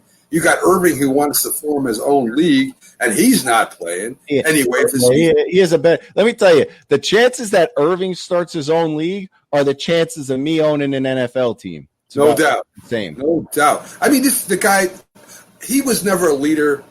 Durant was never a leader. These guys are leading a team. And this is what happens, Jim, when you get a cancer in the locker room. This is what happens when you get people saying things. And now they have two of them. I mean, they thought that they had, these two guys were to come here. The Nets were going to go from a good, solid team, a playoff team, to maybe the finals. And it's going just the opposite for them. Not only they hurt, but now they're talking to all the players. The players are hearing them. I'm going to we're going to lose our message. I'm going to start my own league. Durant, what are you talking about, man? Why are you even there? Got the coach fired? I mean, are you kidding me? Is the general manager mad now or not? He's got to be. I mean, I would be so pissed right now if I was a general manager. I wouldn't know what way to turn. The only good part about them starting their own, if Kyrie Irving ever did actually find funding for his own league, I might be able to get a starting job. What are you going to start doing? I'd be a power forward. Okay, all right. I used to be a point guard. He's only going to be able to afford people that are willing to take a $10,000 salary. I can do the old give and go, man. I used to be pretty good at that stuff. You never know. I think this is a case that happens in a lot of sports. You get these superstars that come in there, and in the locker room, Jim, I'm telling you right now, there is tension in the locker room to begin with. You know, on the field, you all play as a team, but there's always tension in the locker room because there's so many different people from so many different cultures, from so many different parts of the country that are in there trying to get along and get together, and a lot of them don't like each other. And if you get something like this, like a Tio was, like these guys are right now that are with the Nets, they can turn that locker room into a wasteland, dude. I'm telling you, they can, because you guys now they're going to start picking sides. Now they're going to start. They're going to side with this guy. It's only one team. Nobody really cared about the Nets anyway. I mean, so whatever. I mean, the Brooklyn Nets fans got to care about it. I mean, how could they care? They got a laughing stock of the league right now. Oh man, they got. Kyle said they should name his team the Flat Earthers. There you go. I mean, I don't get it. Making statements when you're not playing a game. I mean, you look at LeBron James and what he says about basketball. I'm going to play. He wants to play. He's got a team that wants to play because you got that superstar leader in there that has control of the locker room, has control of the speaking for the locker room. Here you got two guys that aren't even playing. They're sitting in clothes on the sideline, laughing and joking and saying what they're going to do. Nobody should care what they want to do right now. They're not even relevant right now. And Alex hit it on the head. I've never been so, as miserable as we are as Knicks fans, I've never been so happy those two didn't sign with the Knicks. Aren't you? Isn't that great? Isn't that great? Can you imagine us right now? Oh, my God. They're going to miss Dinwiddie if he doesn't. Dinwiddie has not officially said he won't play. He's going to see where he's at in 2 weeks. But Dinwiddie averaged 20 points a game. He's their best player. He's a good ball player. And they're going to miss him if he doesn't come back. If he doesn't come back, they might actually go 0-8 and miss the playoffs. Yeah. If that's possible. I don't even know if it's possible for them to miss, but, I don't know. I mean, listen, Kyrie, if you're out there, I know I just called you an idiot a minute ago. If you start your own league and you need a cheap sponsor that'll cover all your games, we'll do it. I don't know. You may Sports presenting you Kyrie Irving basketball. You might have to do that solo, my friend. I don't know if I could. I don't know if I could put up with that. Can you imagine what that league would be? I mean, just think about it for a second. Who was going to join that league? I mean, maybe. He's got his own league, the Big Three Ballers. That's true. Maybe they play 3-on-3, 4-on. Who knows? Maybe Irving can go join the Big Three Ballers. Yeah, maybe he could get out of the NBA. Yeah, why not? I mean, he only made millions off playing basketball in the NBA. Why you don't not? think it'll work? Big Guy Sports presents Kyrie Irving basketball. Tonight we got the Flat Earthers by the Kevin Durant Wonderlists. It might be funny. It might be a good comedy sketch, but as far as actually covering basketball, I don't know. I also did you hear about I don't want to go too far on this, but did you hear that some of the basketball courts are going to paint Black Lives Matter on the court? Oh, there you go. I have no words anymore for like some of the stuff they're doing. Like the only thing at first I was like, well, we won't even know who's home. But then I realized there won't be any fans, so it doesn't really care if you can't see the logo anyway. Right. I mean, everybody's so scared not to do something now, and that's a shame. I mean, do you think Europe will take me right now? Canada, Europe, which country? I don't give a shit. Well, where you come from? You come from what's your heritage? I'm Italian. Well, you could do a dual citizenship. You think just that easy? Yeah, if your family's is your grandparents from Italy? I'm sure one of them at least, yeah. Oh, there you go. Then you can apply for dual citizenship. You can cover Italian basketball then. I just got to go. This country has become so crazy anywhere. Canada, anywhere. I don't even know. Jordan. Anywhere. This country is so out of control with the stuff with the Aunt Jemima and other things. I can't even do it anymore. I can't even read it. I've deleted all news stuff off of my computer just because I can't even look at it anymore. I can't. I'll tell you. You know how much I'm not a computer guy I am, Jim. I got off Facebook a long. Can I tell you that for you it is an absolute blessing. Yeah. You saw the amount of ridiculousness that goes on now. It's unbelievable. I mean, don't get me wrong. I use it for the show. I do message people. I do talk to people through Facebook and different apps. But as far as personal posts and all that stuff, I've been off of that for years. I am all for, obviously, being in an interracial marriage. I'm all for all the movements and all the protests and everything going on. But the overdoing it is too much. Yeah, it's gone to the point where, if you go away from the message by giving overkill. Yeah. So now people are just rolling their eyes. Or you got the other ones that are just going to say I'm doing something because I'm doing something. Right. They're not doing it because they care at this point. They're doing it because they feel like if they don't do it, it looks bad. It's over. It's overkill. There's going to be retribution. It's not what it's about. You need everyone to be treated the same. You don't need to spray paint it on a basketball court. The one has nothing to do with the other. Well, I mean, they're trying on the court doesn't mean that the owner is any fair to everybody else than anyone else. It's his actions that show that he's fair and treats everybody as equals as he should, not spray paint on a court. Exactly. People get lost in symbolism compared to what the message really is. And just for you to come out and say, I'm against that because it affects your bottom dollar or it affects your community relations, and that's not the way you really feel. That every day that I see them mention some of the statues that they either took down or they're tearing down or whatever, I didn't even know half of them existed. Yeah. So all these statues that people are saying symbolize something, I didn't even know they were there. Yeah. So they're not symbolizing it to me. Yeah. Man. That statue? I couldn't even tell you right now what statue's outside Giant Stadium, and I live close to it. What statue's outside Giant Stadium? That's why I and a lot of people love sports. It's escape from the nonsense and the realities out there. Some is nonsense, some is not nonsense. But sports is a little release where you can watch a guy hit a little baseball and run around the base and root for somebody. It could be a break from. Yeah. So when it starts intertwining that, it's gonna turn some people off, and it's gonna lose that break. That I just worked 15 hours or 14 hours that day. I got to fight with my girlfriend. My bills are behind. But guess what? The Giants and Jets are playing. Yeah, there you go. And that's what sports is. Sports is a game that people get paid for playing. It's not even a real life job. It's entertainment. But that's why I had so many discussions with people yesterday, is because everybody was trying to, well, not everybody, but people were trying to insinuate, like you could just tell the way they were saying it. They were trying to insinuate that Cam Newton got paid less because he's African American.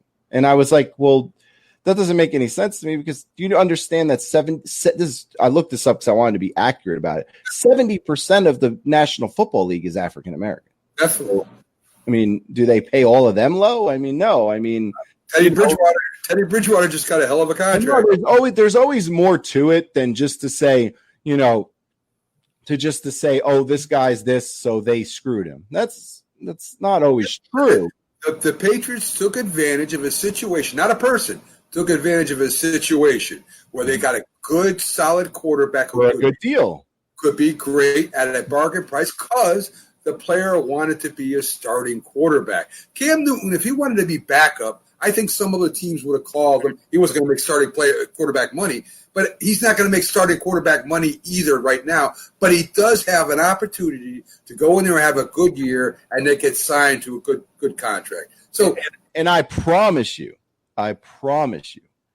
if Cam Newton goes out and he's healthy and he puts up numbers like he put up a few years ago, and then he hits the market, Cam Newton will get top dollar. He's going to get paid. Every other quarterback. Of course he is. He's going to get paid. Guarantee it.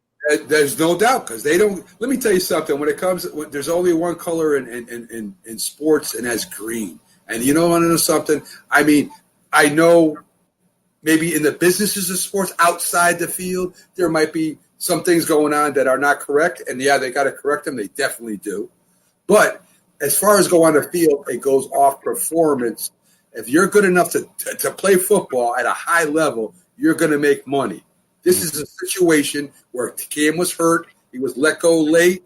He wanted to be a starting quarterback. He still thinks he's a starting quarterback, and the Patriots took advantage of that situation. Absolutely. It's like I said, it's a shame when it gets overdone instead of just remember what the point is. Remember, it's not for me to say, and people say, oh, why is, who's he to say it? Well, you're wrong, because I live in an interracial marriage. So I have my in-laws, are African American. So it matters to me, because if you think that I want my wife to go out and get pulled over one day and have cops go crazy on her because of the color of her skin, you think I don't worry about that, you're dead wrong. Then you don't know me at all, and you don't hang out with me, and you don't spend any time with me.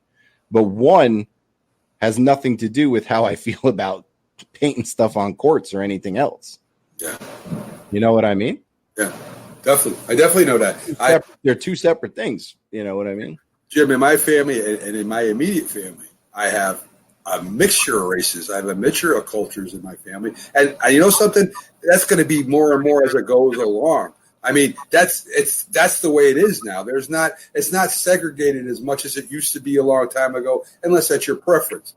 So anyway, all I'm trying to say is let's get back to sports. It's got to be about sports. Yes. You know what it is, and you know what it is, and that a lot of that also has to do with it too, is the coronavirus. Because I think that we haven't had sports. Nobody's had sports.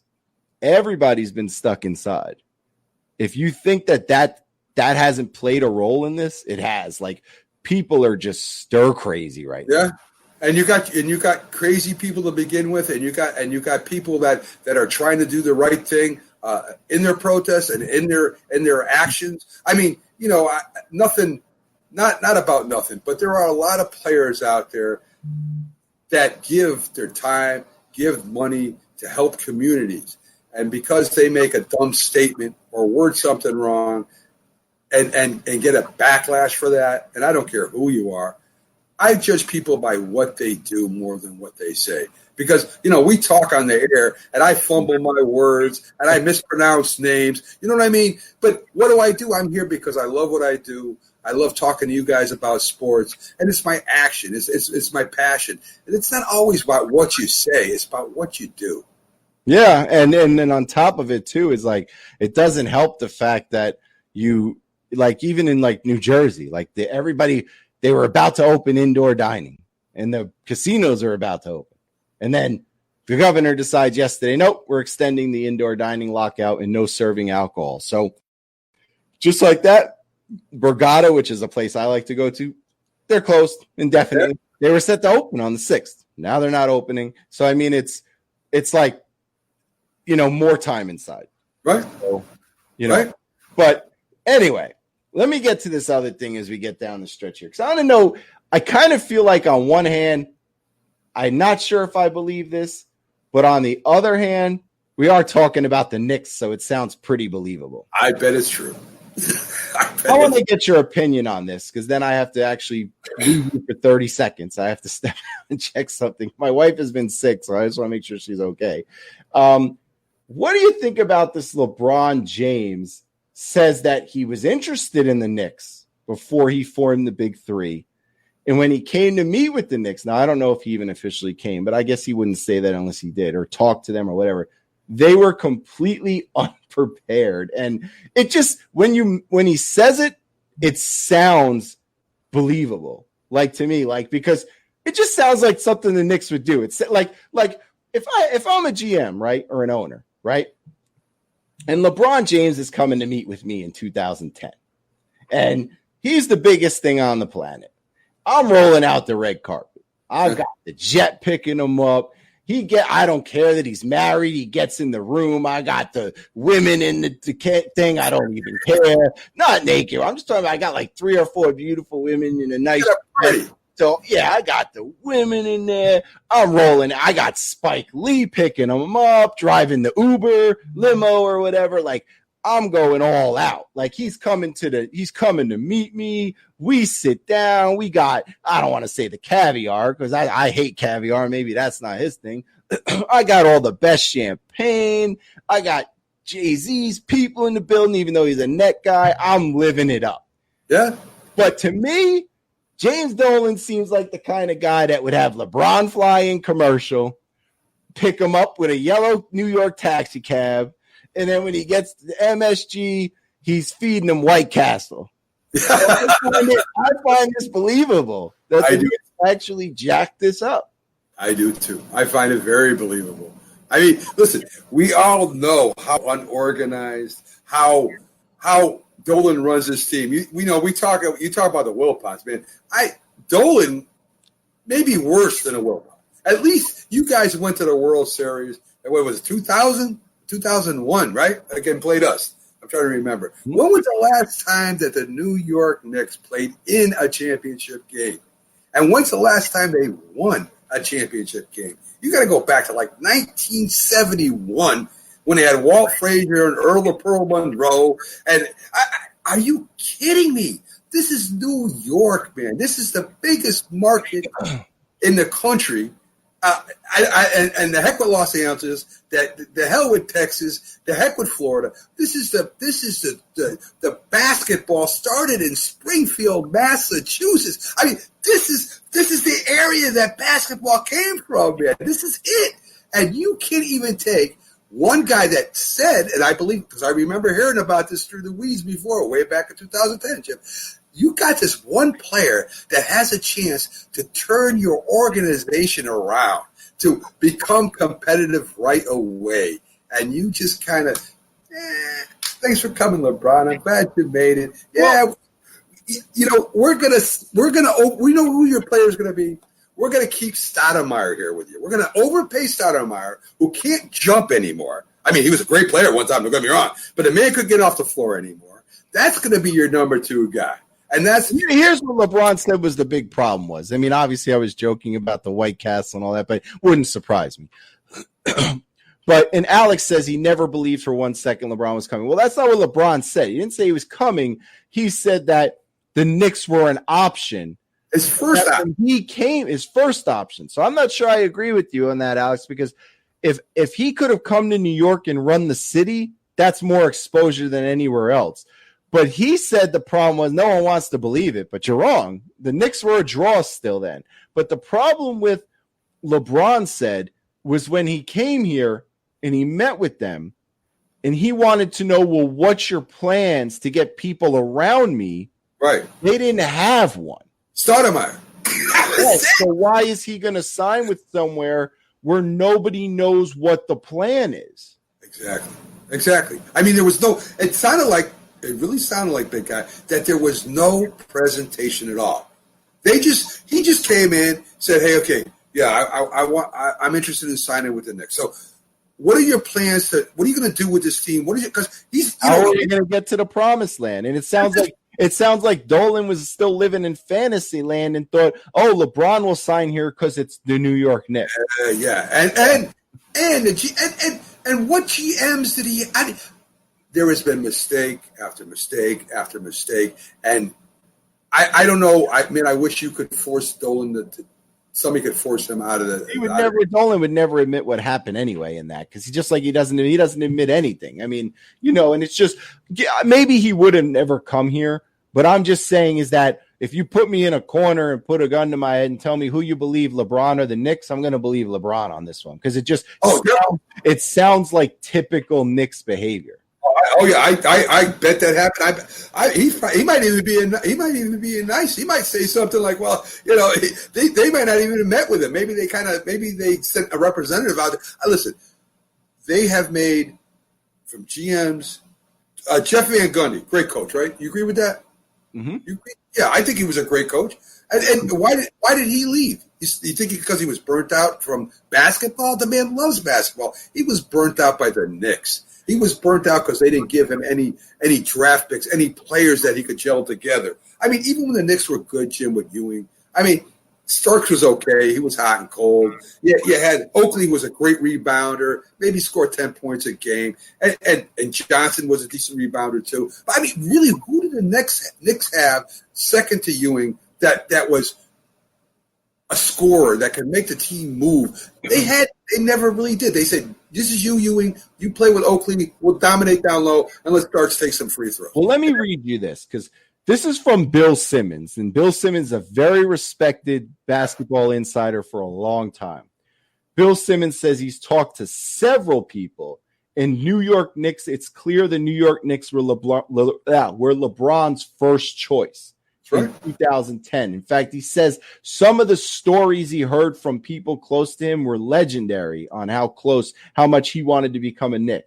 He said, but according to the people, that when he came for the first meeting with the Knicks, the meeting was so bad in such a disaster and they were so lost on what they were going to do that after that meeting, he talked a little bit. He talked more because he told Wade and Bosch originally that he wanted to see what the Knicks had to say. After that meeting, he talked to Wade and Bosch about coming together to Miami. The Knicks called James and asked for a second meeting, and James says that the first meeting was so bad, I'm not granting you a second meeting. I remember the word. Bill Simmons goes on the record, and again, he's a respected NBA guy. He's been around a long time.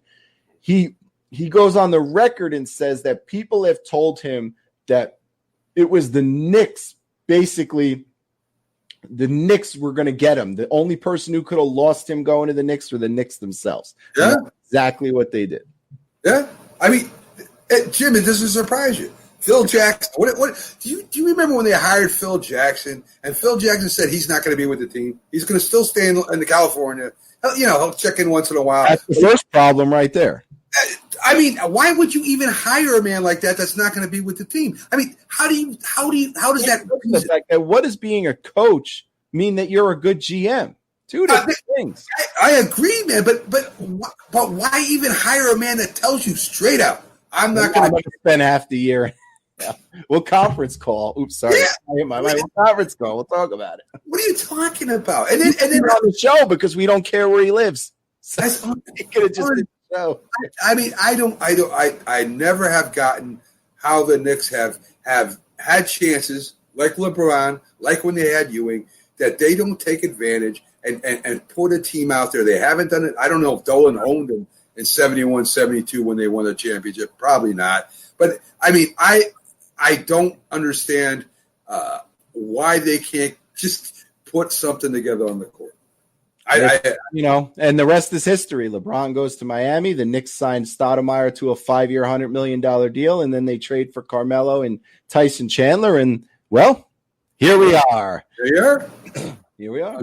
Unbelievable. And again, not that Stoudemire wasn't at one time. His first few years with the Knicks are really good. Explosive player. Unbelievable player. But no LeBron. Well, he did not sign with the Knicks because of Stoudemire. He didn't sign with the Knicks because they had no plan. Well, that's what I'm saying. He wanted to know. He wanted an idea of, okay, what's the next, if I sign this 5-year deal with you, what's the next 5 years look like? Give me an outline. Who you're going to go after? Where do you plan? He just wanted to know that there was a shot to win.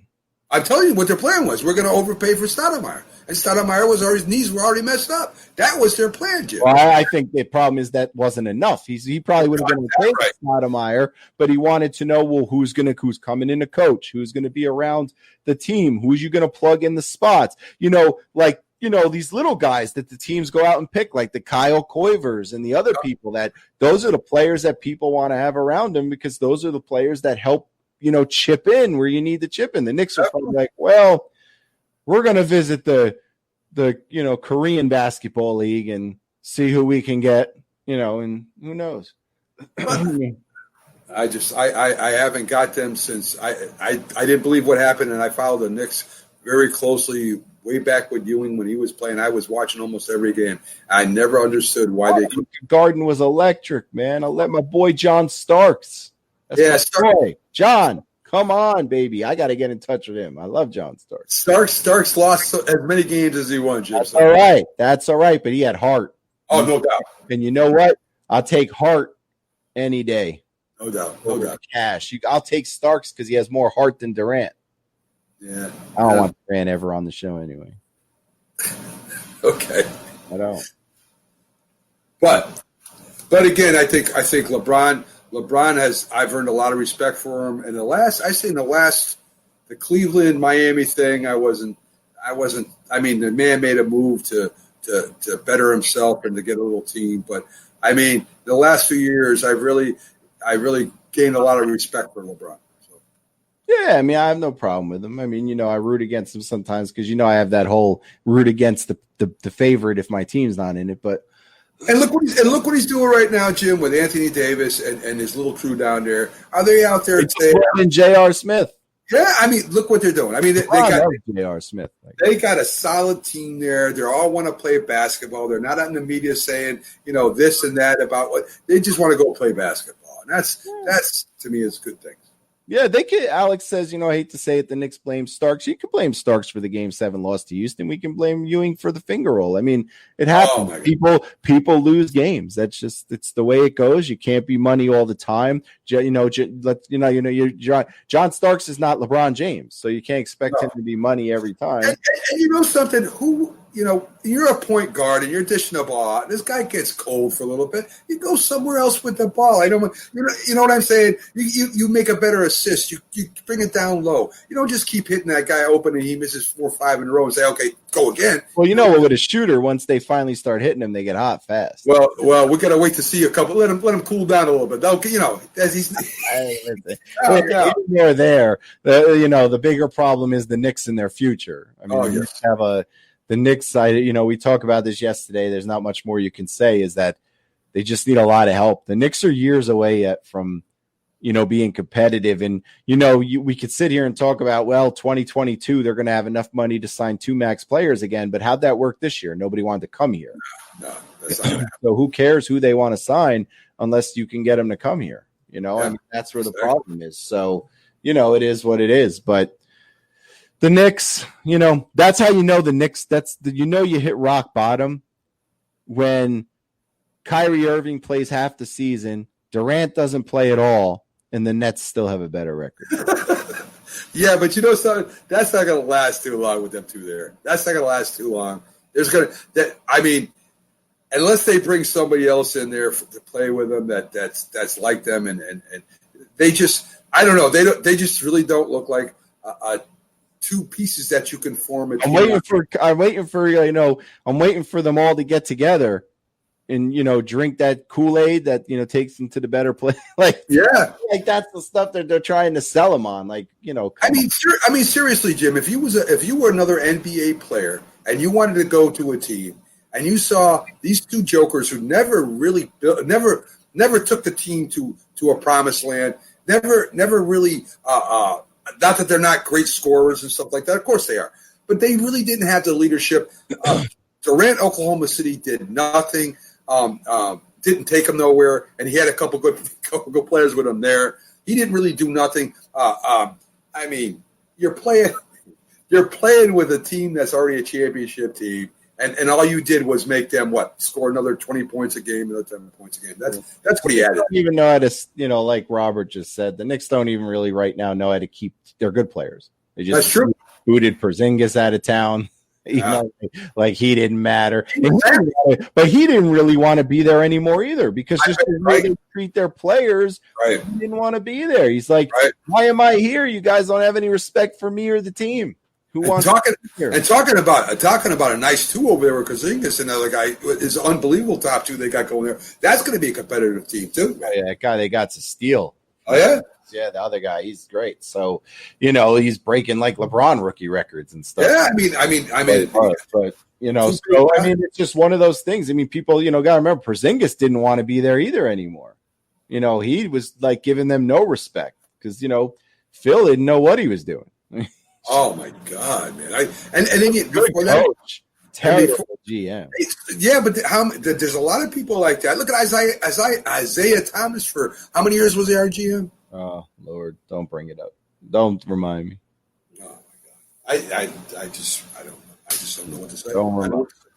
The only GM the only player who actually went on to be a coach, and then I think also went on to be a GM who had success in both roles, I think, was Larry Bird. Because when he did really well with Indiana as the coach, and then didn't he take a front office position, or he might still have the front office position with them. And he's had some years where they were pretty good. And Steve Kerr, obviously.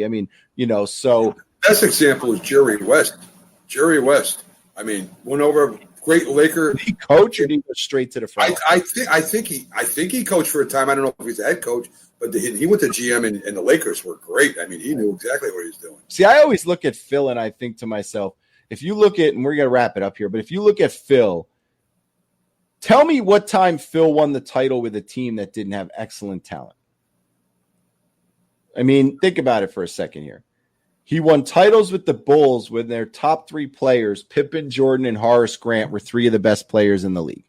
Right. Then he won more titles with the Bulls when Grant was gone, when they had Jordan, Pippen, and Rodman, three of the best players in the league. Then he goes over and he wins titles with the Lakers when they had two of the best players in the top 5 players in the whole league in Kobe and Shaq. So and maybe the history of the game. Right. So and Robert Horry, who won a title everywhere he went. Yeah. You know, Robert Horry was a Knick in 2000 or whenever, they probably would have won the title. So tell me when Phil Jackson coached a place where he didn't have 2 or 3 top stars and won a title. Nowhere. And isn't it? And he took over from the Bulls. The Bulls were winning already, weren't they? Yeah, the Jordan even said, I didn't like that. Collins didn't have to go. Doug Collins. Yeah. But that's what I'm saying. Don't, Joe Dumars too. Don't just, that's what I'm saying. Let's calm down for a minute and understand that every team that Phil, I'm not taking anything away from, you need talent to win. But every team that Phil won a title with, he didn't have one superstar. He had like 3. Yeah. But you could say the same thing with Pat Riley too. I mean, Pat Riley had the Lakers. They had 4 superstars on their team at the time. Yeah, I mean, you need talent to win, but there have also been places where you didn't have a ton. When LeBron won the title with Cleveland, excellent. They didn't have the talent those other teams had. Not close. Not even close. Kevin Love and Kyrie Irving are not, are not Scottie Pippen and Dennis Rodman. That's the truth. Or Shaquille O'Neal for that reason. That's the truth. I mean, listen, again, I got a lot of respect for LeBron. I like the way he's handling everything now. He's a great step it up. He's doing good jobs. Well, so what do we got tomorrow? I mean, we're going to start the show off with a little segment. We got Iceman Scully's going to give us about 15 minutes of his time. Yes, Iceman John Scully tomorrow night, a middleweight contender for the title, multiple Arthur Beterbiev.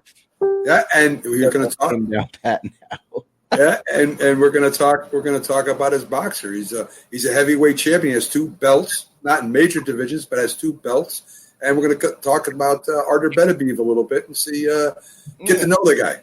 So we'll have Iceman John Scully in here, Golden Glove winner, to talk about his light heavyweight who's moving up the ranks really fast and is on his way to probably some titles in the light heavyweight division. We'll have him in here for a quick segment to discuss some of that.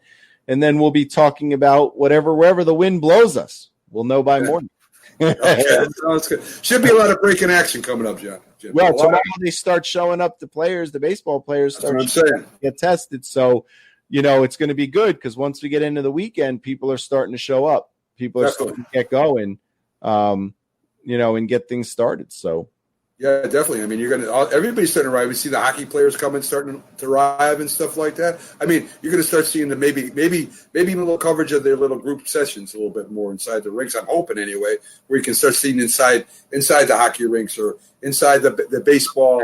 When they're getting. Yeah, we'll have our insiders on. I have a Rangers insider who's going to come on and talk a little bit, who does our Ranger writing, and I've got a Devils insider who I'm going to get to come on and talk a little bit about the Devils off season. And, we got people, and we'll get people on, and we get closer and closer to this and, get on the ice, hopefully, because if all sports cancel, the Big Guy Sports Network might have to go on pause until sports come back. I love Lucy reruns. That's what we can run. Everybody loves talking about cricket or something. I have no idea. Korean baseball. And I've got to know the team. Talking about our PlayStation 4 sports leagues. We got soccer. We got MMA. We got Korean baseball. We got cricket. You're right. We do have cricket. Benjamin, on the last minute, Benjamin says, I guess he's thinking the Mets should trade for Lindor, which we could talk about later in the week. So we're done for today, guys. We will be back tomorrow from 5 to 7. I will post notes tomorrow to let you know what's going on and what we're talking about after we are done with Mr. Scully. Yes, sir. And, we will be back tomorrow. Live and in prime time. Yes, sir. And Iceman's going to join us, baby. Matt cannot get enough boxing. I love boxing. We're out of here, people. Have a good day. Take care, guys. It's the Worldwide Sports Radio Network.